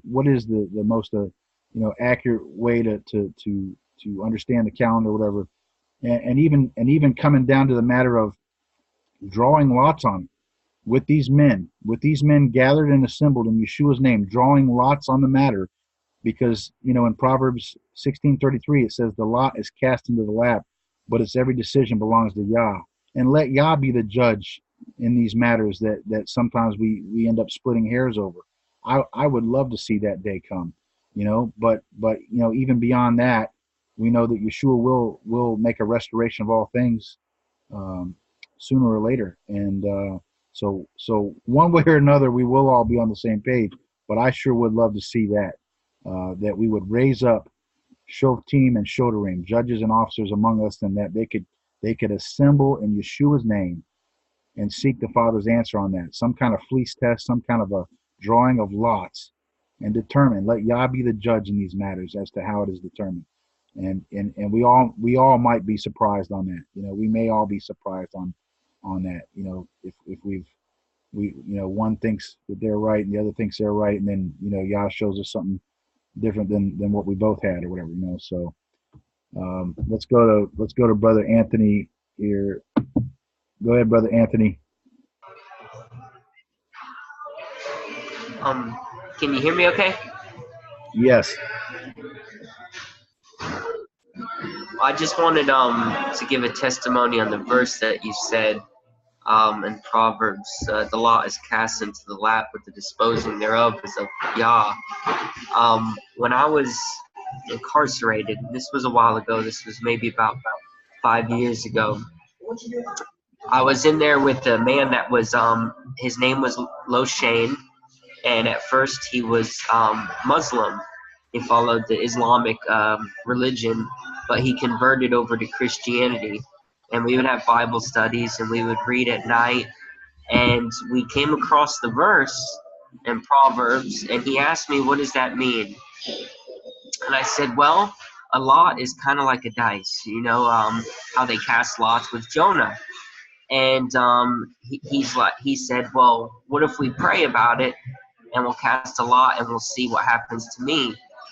And I thought about it a little bit, and we read the verse aloud, and he was actually in there he was falsely accused by his ex-wife. She actually tried to rob him. He had a gas station, and she tried to rob him in the store with a knife. Short story, or the abridged version, he pulled out a gun. So we read the verse aloud. The lot is cast into the lap, of the disposing thereof is of God, or of Yah. And we took a bar of soap, and we wrote on one side of the soap, we wrote 10 years. On the other side of the soap, we wrote life, or 10 to life. And we prayed about it, and we read the verse, and we flipped the soap. I flipped the soap in the air, and it landed straight up on its side. And it was a clean slab, so to speak. There was nothing written on it. He went to trial, and he was found not guilty, and he was set free. And he did get 0, as the soap had said, but it's of God. And I just wanted to share that as a testimony, that we prayed about it, we read the verse, we flipped it. It was a clean slate. It landed straight up. It was amazing how it landed. It was like 1 in a million. And that's what he got. He got a clean slate. He got another chance, and he was set free. I just wanted to share that with everyone. Well, let's do this, okay? So we could probably do a whole nother study on drawing lots and the fleece test another time, and we could probably do a whole nother study on the calendars and dig in even more on that. But let's go ahead and move on to chapter. We'll go to chapter 13 here now, and I think Brother Tom was going to read that for us. Brother Tom, we're just going to verse. I think it's, let me post the scriptures again here real quick. We're going to verse 16 of that chapter. Chris, 15. I got one quick thing. Yeah, go ahead, brother. Go ahead. Chris, I got just one quick thing to say before we move on. To kind of piggyback a little bit on what Jacob James was talking about earlier. Yeah, we have the new year that Yah made here, starting in the first month, the month of Aviv. But he says that this particular calendar is an agricultural calendar, and his people are agricultural people. So this calendar he set aside special for his people, but it did not discount the importance of the 7th month. What they commonly call, the Jewish people commonly call Rosh Hashanah, their head of the year. It's not a new year per se, but our salvation is dictated, if you will, or calculated, if you will, off of the agricultural calendar, with Aviv being the first month. But the reign of kings throughout Scripture is all counted from the 7th month. So when it says that King so-and-so reigned for 40 years, and King so-and-so reigned for 2.5 years or 10 years, that's all counted from the 7th month and not from the first. Which is why it's so important that we understand that, because when Yeshua returns as our king, it will be in the fall feast. It will be in the 7th month, to set up the 1,000-year millennial reign. And I just wanted to make sure that people don't discount that 7th month thing as something that's not important, because it is very important. Well, brother, let's study that. Because like I was saying earlier, I have heard that and I have seen it myself, but but I've not seen it like outlined that, observe the, New Year in the 7th month. But if we can collaborate and find a lot, because I do know there's a new beginning on the great 8th day, right? I do know there's a big new beginning. So if I've just always seen it as a distraction, because instead of us shouting on the day of trumpets, the first day of trumpets that we're supposed to shout as commanded, all over California, all my Jewish friends are saying Happy New Year, which I think is one of the greatest deception, that takes our focus away from what we're commanded to do, which is the day of shouting, which is one of the most critical days of our lifetime, and one of the greatest prophecies that is yet to come, which in the greatest month, which is the 7th month. So when I see the distraction, it actually makes me tremble that people are going around saying Happy New Year. So that's why I try to shift the focus a lot to Exodus chapter 12 too. But if you can actually help, with that, and maybe, give us a little study on that you can help us present, so we can get an understanding it without taking the focus off Day of Trumpets, then it's definitely worth looking at, because I don't want to discount anything that is hidden that can be revealed.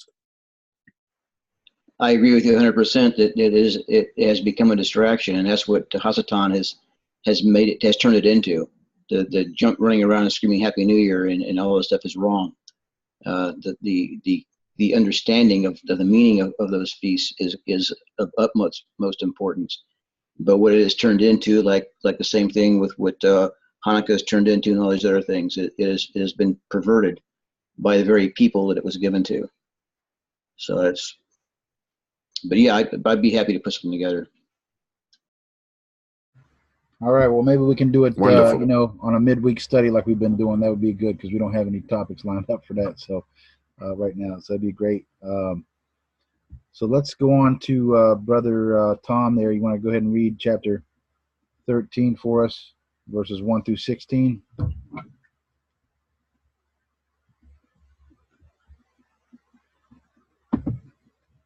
All right, go ahead, Brother Tom, whenever you're ready. Can you guys hear me all right? Yes, sir. I don't know if my hand is up or down right now, but my hand's, it sounds to me like my hand's been getting put up, and I've put it up once, but other than that, I haven't put up my hand at all. All right, this is read from the NK. Yeah. What's that, Brother Chris? You go ahead, brother.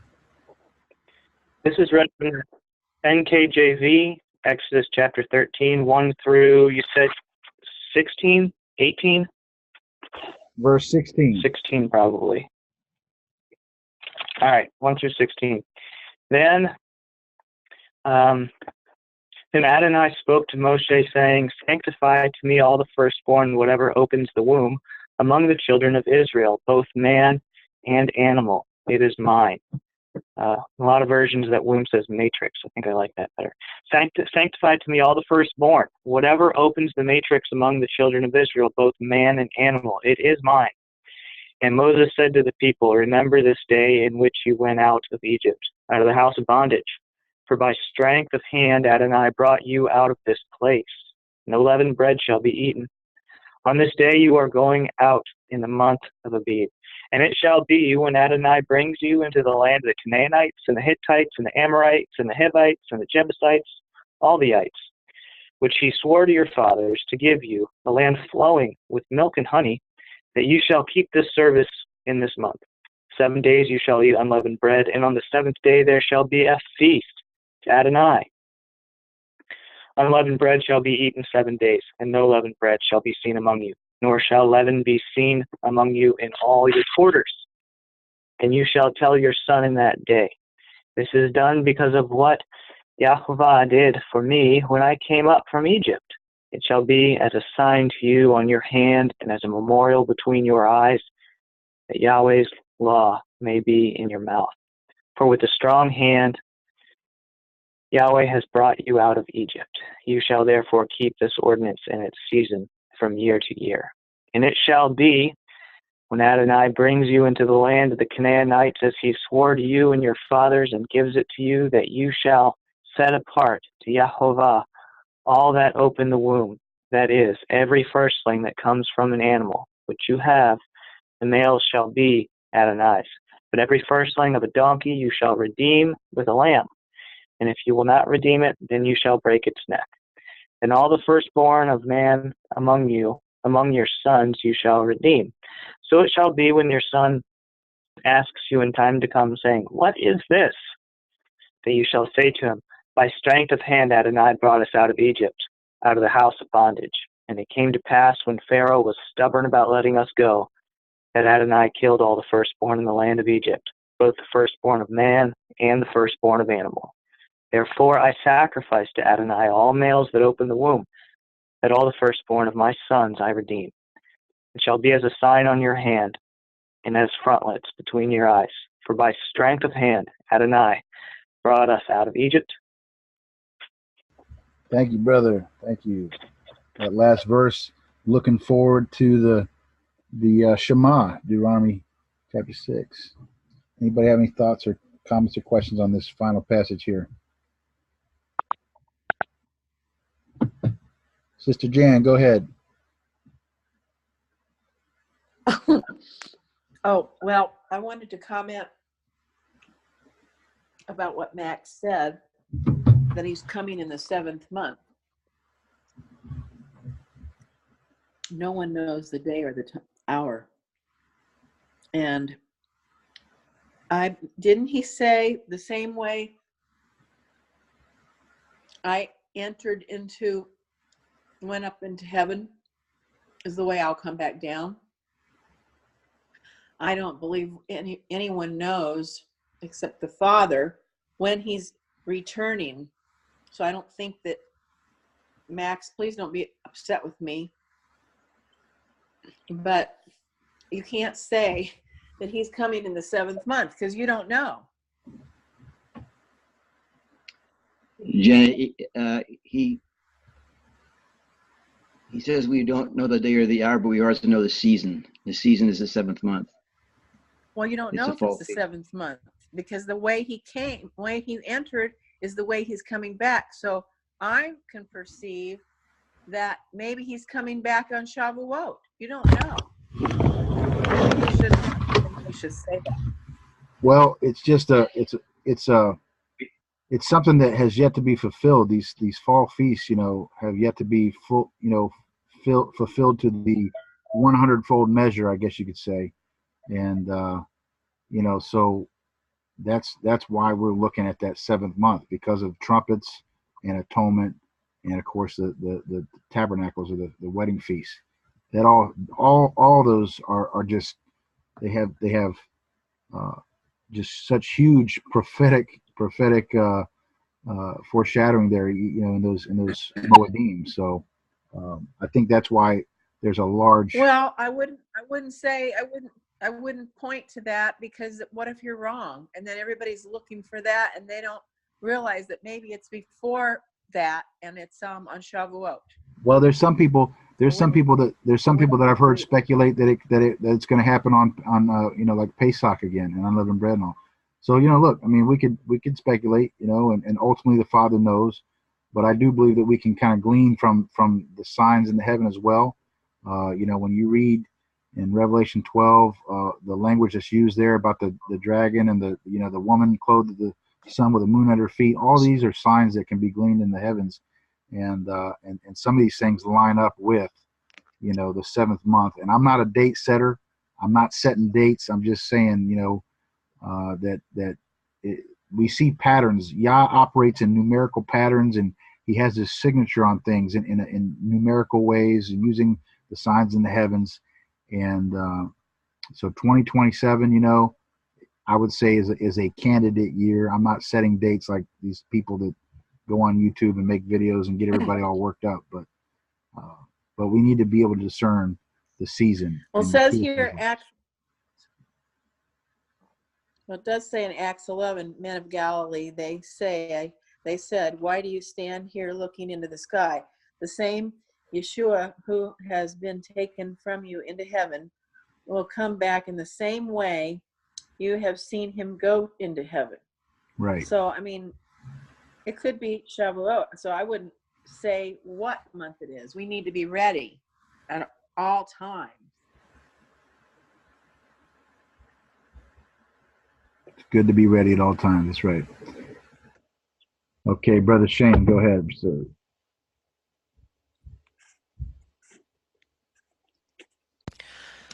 It's interesting words that Yeshua said. He said concerning his second return, 2 will be grinding in the field. One will be taken, the other one left. Or no, not grinding in the field. I'm sorry. They're grinding at the mill or working in the field. And he's speaking to Jews here, speaking about working. And Yom Teruah is a high Sabbath, and so is Pentecost. So I don't think, they would be working. It might be that he comes just on a random day. It could be in the summer. Of course, he is going to fulfill those fall feasts, but he could come before the fall feast and then fulfill the fall feast, later on. When he came the first time, he didn't fulfill all the holidays right away. So that's all I was going to say. Is just, we really don't know. But I think he probably gives a hint in Matthew 24. He says, when a fig tree puts forth its leaves, that summer is near. So it could be he might come in the summer and then, defend Israel, do what he's going to do, and then somehow fulfill the feast days. But for him to come when everybody's working, I think he was, I don't know, Yeah, that's a good point, brother. So we can speculate, but ultimately the Father knows, and we can try to glean from the signs and the seasons and be ready. But I do believe we need to be ready at all times. Let's go to Brother Tom here, and then we'll hear from Sister. Hello. Okay, go ahead, Tom. Okay. Yeah, this kind of category of study I'm not really that keen on.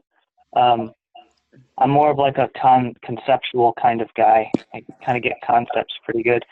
But it does say that Yeshua does tell his disciples that no man knows the day or the hour on his return. But what we do know is that he is going to return without a doubt. And a kind of a controversial study that I've heard, it's kind of interesting to look into, and I don't necessarily subscribe to this or agree with it, but I see it as a possibility. And it's the idea that when he said that to his disciples, he had not yet been brought up into his glory yet. And after that point, when he had been brought up to glory, sitting at the right hand of the Father, at that point, right now, Yeshua, he might know the day and the hour when he's going to return, and it's possible he could have shared that with some of his saints. It'd be really weird for somebody to know, like, all right, Yeshua is going to be here on, Shabbat 3, 2 hours after the sun has risen. But I'm just saying it's not impossible, because he is seated at the right hand of the Father, and he does share information with his saints.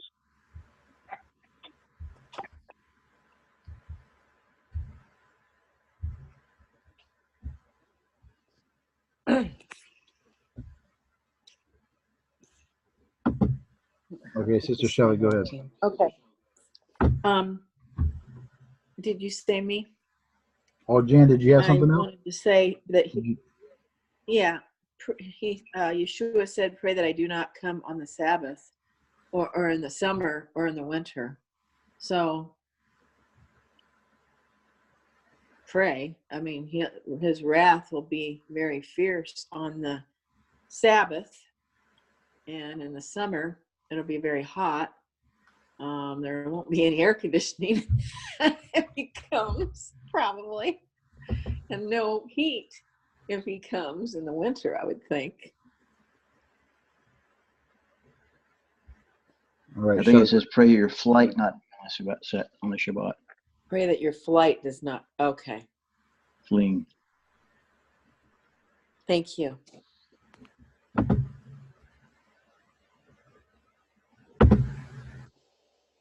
Okay, Shelley, go ahead, sister.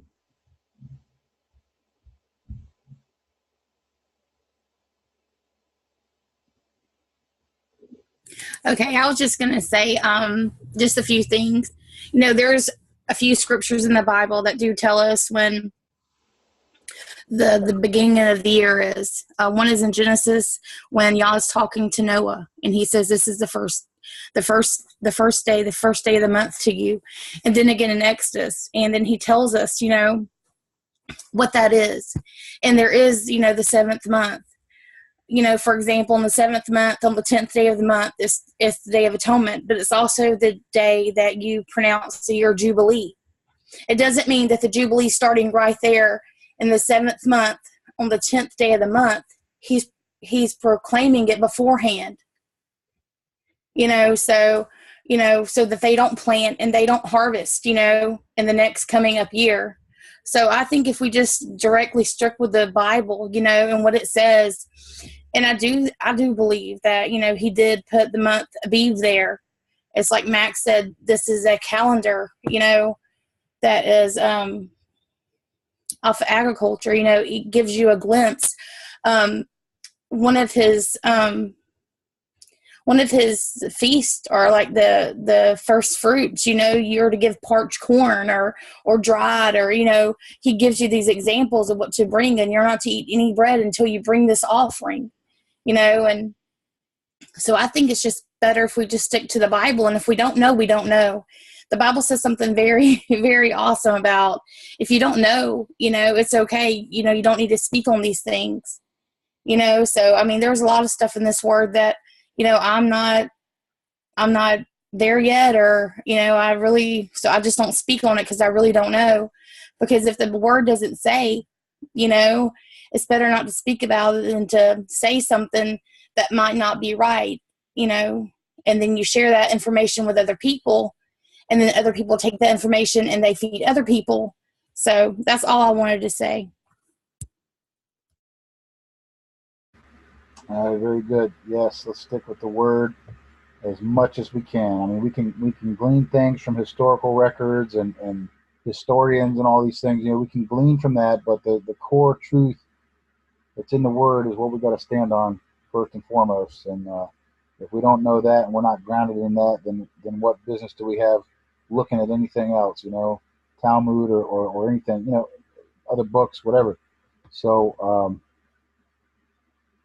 I think we've talked about the some of the subject matter of the calendar here pretty extensively, and that's good. It's good to be able to discuss those things, but we also there's a lot of other weightier matters here in this Torah portion as well.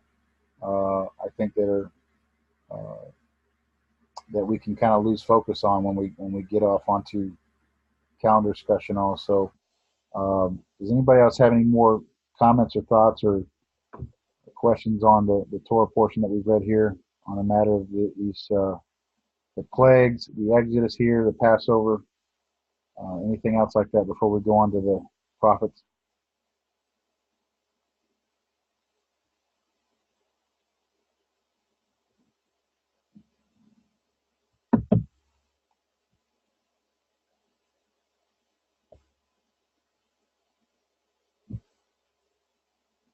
All right, well, let's go to Jeremiah then. Somebody who hasn't read yet want to read Jeremiah chapter 46. Jeremiah chapter 46, Yirmiyahu 46, verses 13 through 28.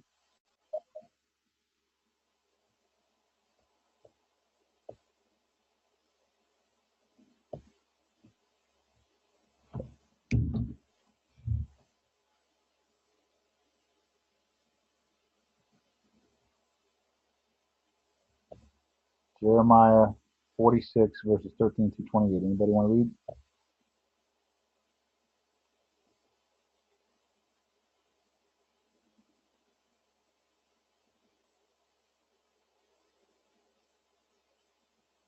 Okay, I'll go ahead and do that one.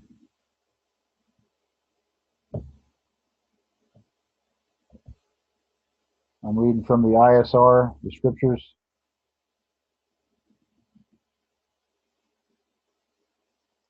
The word which Yah spoke to Yirmiyahu the prophet about the coming of Nebuchadnezzar, sovereign of Babel, to strike the land of Mitzrayim. Declare in Mitzrayim, and let it be heard in Migdol, and let it be heard in Noph, and in Tahpanhes, say, stand fast and be prepared, for a sword shall devour all around you. Why were your strong ones swept away? They did not stand because Yah drove them away.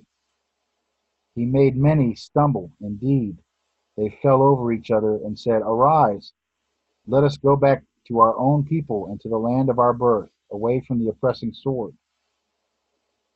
There they cried, Pharaoh, sovereign of Mitzrayim, is but a noise. He has let the appointed time pass by. As I live, declares the sovereign, whose name is Yah of hosts, for as Tabor is among the mountains, and as Carmel by the sea, he shall come. O you, daughter dwelling in Mitzrayim, prepare yourself to go into exile, for Noph shall become a waste and a ruin, and be burned without inhabitant. Mitzrayim is like a very pretty heifer, but destruction comes. It comes from the north. Her hired ones, too, in her midst, are like fattened calves, for they too shall turn. They shall flee away together. They shall not stand, for the day of their calamity has come upon them, the time of their punishment. Its sound moves along like a serpent, for they move on like an army, and come against her with axes like woodcutters. They shall cut down her forest, declares Yah, for it is not searched, because they are more numerous than locusts and without number. The daughter of Mitzrayim shall be put to shame. She shall be given into the hand of the people of the north. Yah of hosts, the Elohim of Israel, has said, see, I am bringing punishment on Ammon of No, and on Pharaoh, and on Mitzrayim, and on their mighty ones, and on their sovereigns, and on Pharaoh, and on those trusting in him. And I shall give them into the hand of those who seek their lives, into the hand of Nebuchadnezzar, sovereign of Babel, and into the hand of his servants. And afterward it shall be inhabited as in the days of old, declares Yah. But as for you, do not fear, O my servant Yaakov, and do not be discouraged, O Yisrael. For look, I am saving you from afar, and your descendants from the land of their captivity. And Yaakov shall return and shall have rest, and be at ease with no one disturbing. Do not fear, O Yaakov, my servant, declares Yah, for I am with you. Though I make a complete end of all the nations to which I have driven you, yet I do not make a complete end of you. But I shall reprove you in right ruling, and by no means leave you unpunished. All right, so here we have a changing of the guard. This is a shift in the world power at that time. You know, Mitzrayim, Egypt had been, you know, a world power there, and continued to worship multiple false mighty ones, as it says here that he's carrying out judgment against them, and even specifically names Ammon or Ammon. He names Ammon by name in verse 25. And I just want to make a side note here, if I may, for a minute, that there are some people in our body of believers that have a problem with saying amen or amen, because they think that it's because it sounds like this Egyptian false mighty one here, and so they try to say it different ways or not say it at all. And here in verse 25, Yah makes a distinction, clearly calling this false mighty one out right here in Jeremiah chapter 46. So it's really kind of a ridiculous thing for people to, oh, that sounds like Ammon from Egypt, so I'm not going to say Amen. That's too pagan or whatever. Same thing with the word shalom. We greet each other with the word shalom, and there is a Semitic deity, a Semitic false deity named Shalom as well. So I mean, people want to mince words and just kind of, split hairs over issues like that. But anyway, that's kind of a side note. What's happening here is a shift in power that Yah is bringing judgment against Mitzrayim and as well as Yehuda, but Mitzrayim is going to fall here as the world power shifts to Babylon at the hands of Nebuchadnezzar, and he even compares them to the two mountains there, Mount Tabor and Mount Carmel by the sea. Now these two mountains aren't necessarily the biggest mountains in the land there, but those they still tower above the rest of the landscape, and so he's using that as a kind of as a description of what Nebuchadnezzar is. He's going to tower over Mitzrayim, and it doesn't just happen abroad, because Yah puts it in the hearts of the Egyptians to go out and fight the Babylonians by the river Euphrates. If you read this whole chapter here, pretty much, if you back up to verse 10, talking about going out to the river, north by the river Euphrates or whatever. Yah is the one that put it on their heart to do that, but he didn't do it so that they would have victory. He put it on their heart so that they would be offered up as a sacrifice that was pleasing to Yah, a sacrifice in battle to the Babylonians, because of the great wickedness and haughtiness and pridefulness of Pharaoh and the false mighty ones that they all kept worshiping, even after Yah demonstrated his power and his might in the narrative of the Exodus that we just read. So he brings a destruction upon them at the hands of the Babylonians, as well as the Yehudim. Those in Yehuda are taken into captivity. We know about that. But here he says at the end that Mitzrayim will become without inhabitant, right? It'll become like a waste. But then it will be inhabited again in the future.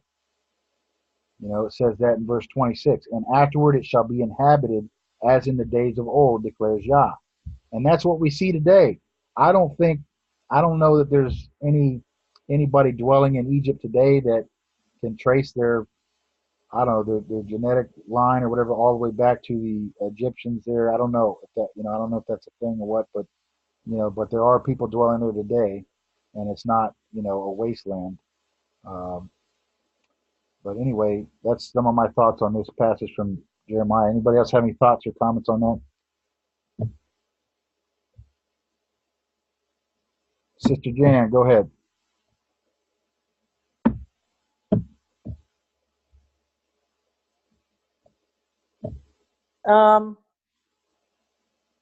Well, I think I already talked about what now we're on Ammon and Amen, and it's not the same letters. John Pierce said it was the same letters. It's not. It's Aleph, Mem, I don't know what that third letter is, and Noon. That's Ammon. Let me go back to Amen. Hold on a second.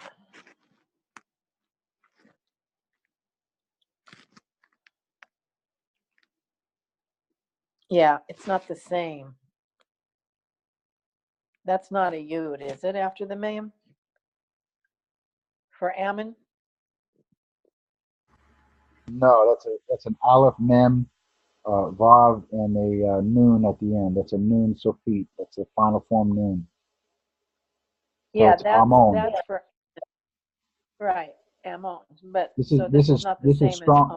as Just for reference, that this word Ammon, which is used for the Egyptian deity, false mighty one, is Strong's H527. It is distinct from Amen, which means let it be so or may it be. But again, that's just a side note really here. But any thoughts or comments on this passage from Jeremiah here, besides Amen and Ammon?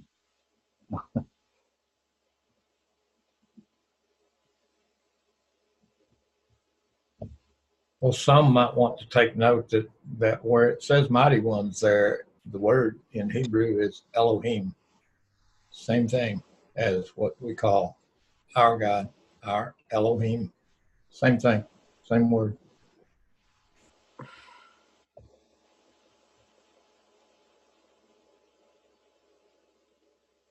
Well, God just mentioned another thing. God is Elohim, but Lord is Yehovah. Yeah, that's right. So anytime in the English Bible where you see God, it's usually it's either the word Elohim or a form of the word Elohim, like it could be El, it could be Elah. There's different forms of that, singular and plural, but that's usually the case there. And then of course, whatever you see capital Lord, that's where they've replaced the Yod He Wah-He or Yod He Vav-He with the word or title Lord. Some people have a problem saying the word Lord in English too. They think, oh, that's pagan. It means Baal or whatever. Yah refers to himself as Baal, which means husband or owner. More so owner or master than it does husband, but he refers to himself as Baal. So obviously, I mean, we don't pray to him, in the name of Baal, because we know there's a false mighty one named that. But Yah refers to himself as Baal, our owner or master. And so some people want to get triggered by that word Lord. But we know what Lord means in English, and I think it can be understood that most of the people that are using the word Lord, that they're using it in the context of referring to the Elohim of Abraham, Isaac, and Jacob. So I don't get too triggered over that stuff like that. So.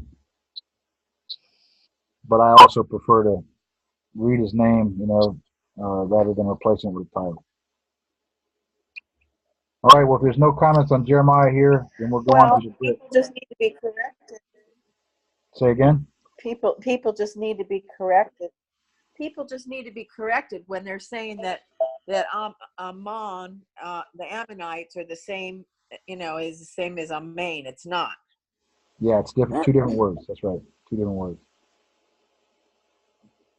Okay. Well, let's go to the New Testament here, and we're going to read. We're going to read from the Gospel of Luke, chapter 22, verses 7 through 30, and then we have a passage from the Gospel of Yochanan, John, chapter 19, verses 31 through 37. Would somebody like to read the passage from Luke for us, please? Somebody who hasn't read yet, want to read it? It's Luke. What? I didn't see that in this. Yeah, it was John. It's Luke, chapter 22, verses 7 through 30. Would you like to read it?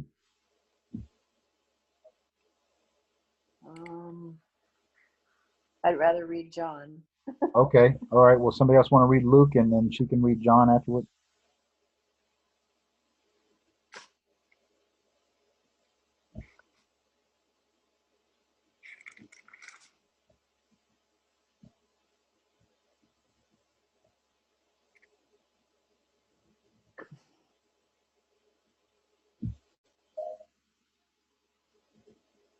Okay, Sister Mary, go ahead and you can go ahead and read Luke. Let me unmute you there 1 second here. Okay, Sister Mary, you can go ahead and read Luke for us. Okay. I'm reading from King James Version.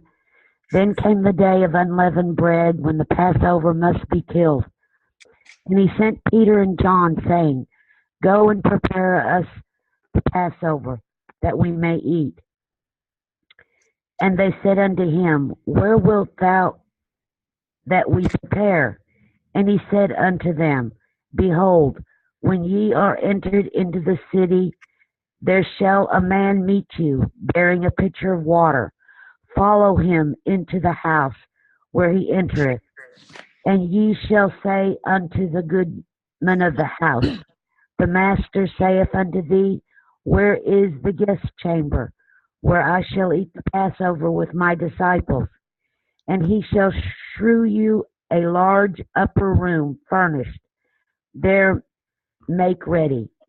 And they went and found as he had said unto them, and they made ready the Passover. And when the hour was come, he sat down, and the 12 apostles with him. And he said unto them, with desire I have desired to eat this Passover with you before I suffer. For I say unto you, I will not any more eat thereof until it is fulfilled in the kingdom of God. And he took the cup and gave thanks and said, take this and divide it among yourselves. For I say unto you, I will not drink of the fruit of the vine until the kingdom of God shall come. And he took bread and gave thanks and brake it and gave unto them, saying, this is my body, which is given for you. This do in remembrance of me. Likewise also the cup after supper, saying, this cup is the New Testament in my blood, which is shed for you. But behold, the hand of him that betrayeth me is with me on the table. And truly the Son of Man goeth as it was determined, but woe unto that man by whom he is betrayed. And they began to inquire among themselves which of them it was that should do this thing. And there was also a strife among them, which of them should be accounted the greatest. And he said unto them, the King of the Gentiles exercise lordship over them, and they that exercise authority upon them are called benefactors. But ye shall not be so. But he that is greatest among you, let him be as the younger, and he that is chief as he that doth serve. For whether is greater he that sitteth at meat, or he that serveth? Is not he that sitteth at meat? But I am among you as he that serveth. Ye are they which have continued with me in my temptations, and I appoint unto you a kingdom, as my Father hath appointed unto me, that ye may eat and drink at my table in my kingdom, and sit on thrones judging the 12 tribes of Israel. Great. Thank you for reading that, sister. Okay, so we have the supper of Yeshua and the 12 here. And I know we've talked about this some before, and some believe that that this supper is not a Passover, a Pesach meal, and some believe that it is. I used to believe that it was not, and then my thinking changed on that as I continued to study the matter out. And this particular passage here in Luke, you know, it just, I don't know how it can't be with the wording of Luke, Matthew, and Mark. And I know that people point out in the Gospel of John that, you know, he sent Yehuda to you know, Judas to go do whatever he needed to do, and how would he be doing that on Passover or whatever. But here we have, it says, you know, that he's telling him to go prepare the Passover to eat. Go in verse 8, go and prepare the Pesach for us to eat. Where do you wish us to prepare? You know, and then he tells them where, tells them to let the person who has the guest room tell them that, you know, we want to eat the Pesach with the top ones, and then it says that you know, they went and found it as he had said, and they prepared the Pesach. And when the hour had come, he sat down, and the 12 emissaries with him, and he said to them, with desire I had desired to eat this Pesach with you before my suffering. For I say to you, I shall certainly not eat of it again until it is filled in the reign of Elohim. So if they went to prepare the Pesach, and it says they prepared it, and then he sat down with them when the hour had come,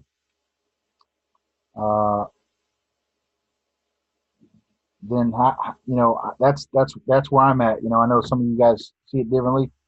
I don't see how this could be something other than the Pesach meal, where it says it as plain as it does here, and it says the same in Matthew and Mark as well. So I don't know if anybody has any thoughts on May that. I Or add to that? what's that? I said, good point. I see your point. But what I see a mistranslation. Because Yeshua, Yahushua, our Messiah, he is always on time. He actually declares one time that, is there not 12 hours in a day? Right. And then he said, well, my hour has not come yet. He's just, the appointed times, from evening to evening, and at a certain time. And so that's whatever we read in the Brit Hadasha, we have to now, because the Torah is the foundation for everything. So when we look at the feasts and holy days, and then we see when the Passover was killed and when it was eaten, and then we see our Messiah being exactly at the time the Passover was killed and it was eaten. So matching that to the Torah, I don't know how he can be the Passover. You can be having the Passover when he is the Passover. And so it just doesn't line up with the Torah.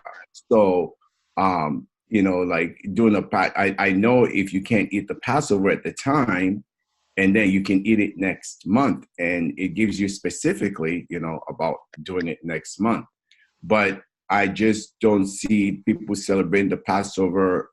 So it seems like it was celebrated on the 13th rather than the evening of the 14th, because that's what that points to. So I don't know. It could be maybe in the evening, and then they did it that night, and then during the day he died as the Passover. So that I see your point. But to me, I'm just trying to get them precisely on time when it says he died at the third hour. So that's just, so I used to think it was the Passover, and then I changed my mind. You thought it was not the Passover, and now you think it's the Passover. So we're still brothers, and I'm gonna hug you. Yeah. So let me ask you this: when he says in verse 15, "With desire I have desired to eat this Pesach with you before my suffering," what did they eat? What did they eat for this meal? If it says they prepared a Pesach, what do they eat there? You got me there, and then I'm just going to be quiet till I search it out. Okay. Well, anybody else have any thoughts on that, or the rest of what we just read here? Because there's a lot more than just that aspect. But anybody else have any thoughts on this chapter here that we read? I've got plenty of thoughts, but I think we ought to reserve them to an actual study on this. Okay. I'm in Jacob's camp as far as it not being a Passover meal. Yay! I got a friend. I don't know. Anymore? Come on, Jan. Come on. Hop on our side. Come on, Jan. I think it's the Passover, but the Passover is the preparation. So, he's telling them, let's see, take this and divide it among yourselves. So, I don't know. And it doesn't say there was a lamb. It didn't say they were eating a lamb. And maybe he's talking about maybe he's preparing them for the Passover, but he's the one, he didn't eat the Passover. It's all preparation day. So maybe they're up there on the preparation day because the day starts in the evening. So in the evening, they're preparing for the Passover, but they're not going to eat the Passover till later because he's the Passover. So I don't know, and it's just, this is I get what you're trying to say. But hallelujah that he is the Passover. I get got 24 hours what there, you're saying so there. he could have killed. I don't know. But verse 7 says, "And the day of unleavened bread came when the Pesach had to be slaughtered." So it's definitely something we should study out more. And whether we do a midweek study on it or whatever, that's fine. But I would just ask everyone here to study for yourself this matter. Study this matter out, you know, and some people will point, okay, Zach Bauer says this, Lex Meyer says that, 119 Ministries. Study for yourself. Study it for yourself. Read all 4 of the Gospels on this matter and study for yourself and see what you come to. See what the Father gives you on it. You know. No, I've got a note. My notes that this is Greek. It's incorrect. Can't be the day of unleavened bread when the Passover must be killed. I have a big square around there. It says it's not the same. So it's incorrect. They must have Greeked it. They Greeked it. All three Gospels. I like that. I like that. They Greeked it. I'm gonna start using that. Matthew, Mark, and Luke all are in agreement on this matter, and John can be made into agreement with it as well. But at any rate, yeah, we can study it out another time, so it's fine. I like that. If you say they Greeked it, then you got to make that statement about the other 2 Gospels too, and then that puts into question the veracity of the Scriptures themselves, right? So, you know, like how do we stand on the Gospel then, the Besora, you know? Isn't Matthew, that was written in Aramaic? So there is well, there's an Aramaic version of the entire New Testament too. You can read, but oh, there is. Yeah. I have that somewhere.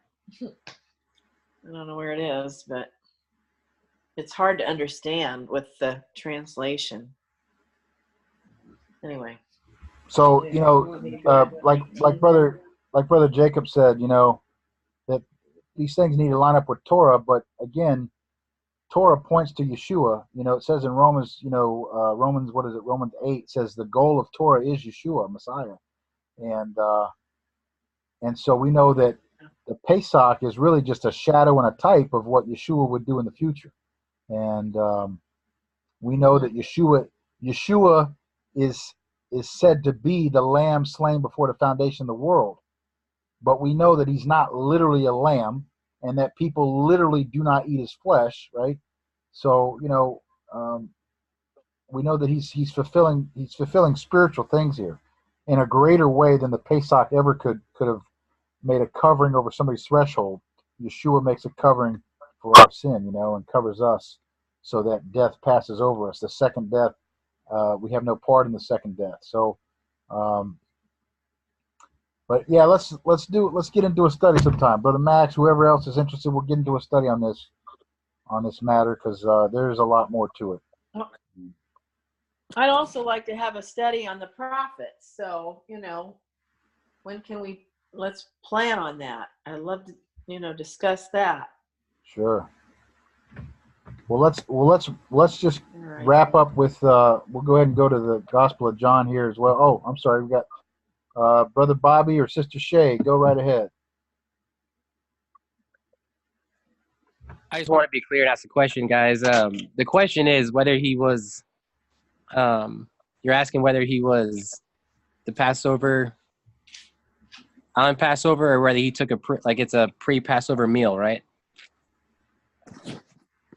Yeah, there's 2 different that you were studying earlier, or just talking about. There's 2 different thoughts. Some people think that this was a supper prior to Passover, but it wasn't an actual Passover meal, and then some see it as being a Passover meal. That's basically the 2 lines of thought. Okay. I think it was the Passover meal, but I don't want to get in an argument with people about it. Yeah, we don't have to argue about it. No, yeah, we don't have to argue and get upset or anything. But it's good to be able to study matters out and be able to give an answer for our faith, right? So, I definitely challenge everybody to read this out for yourselves. Don't look. I'm telling you, don't just go to 119 Ministries and you know, unlearn the lies. You know, these guys do great videos, okay? But we can't. You got to learn to start looking for yourself and reading for yourself and seeking the Father for yourself. Our default answer can't always be, hey, well, go check this video. They got a great video. They may have a great video. And I'm not saying you can't watch it, but know for yourself.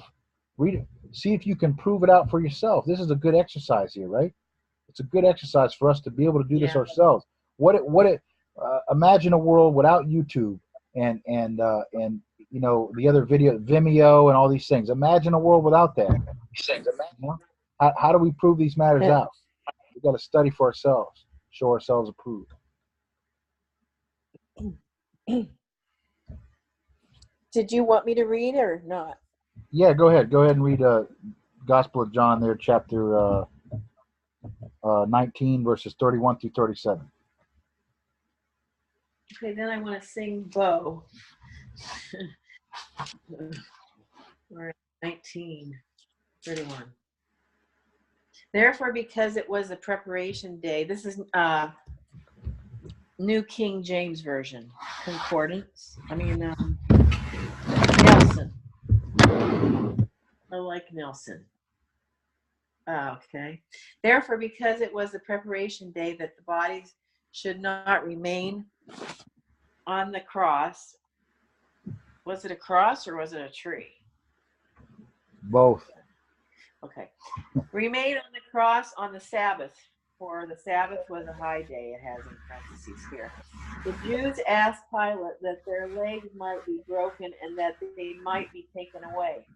Then the soldiers came and broke the legs of the first and of the other who was crucified with him.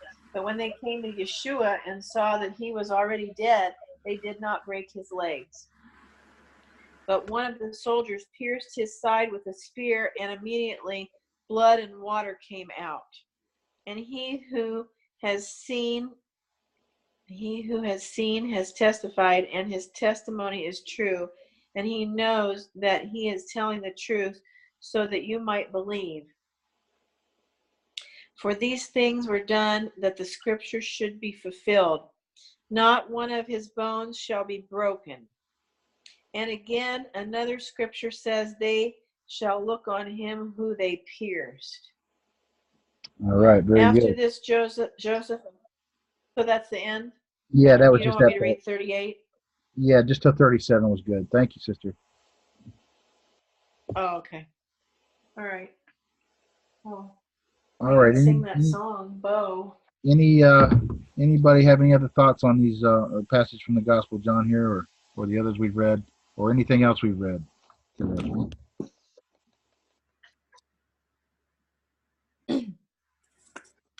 Questions, comments, feedback, final thoughts, a conclusion to the matter?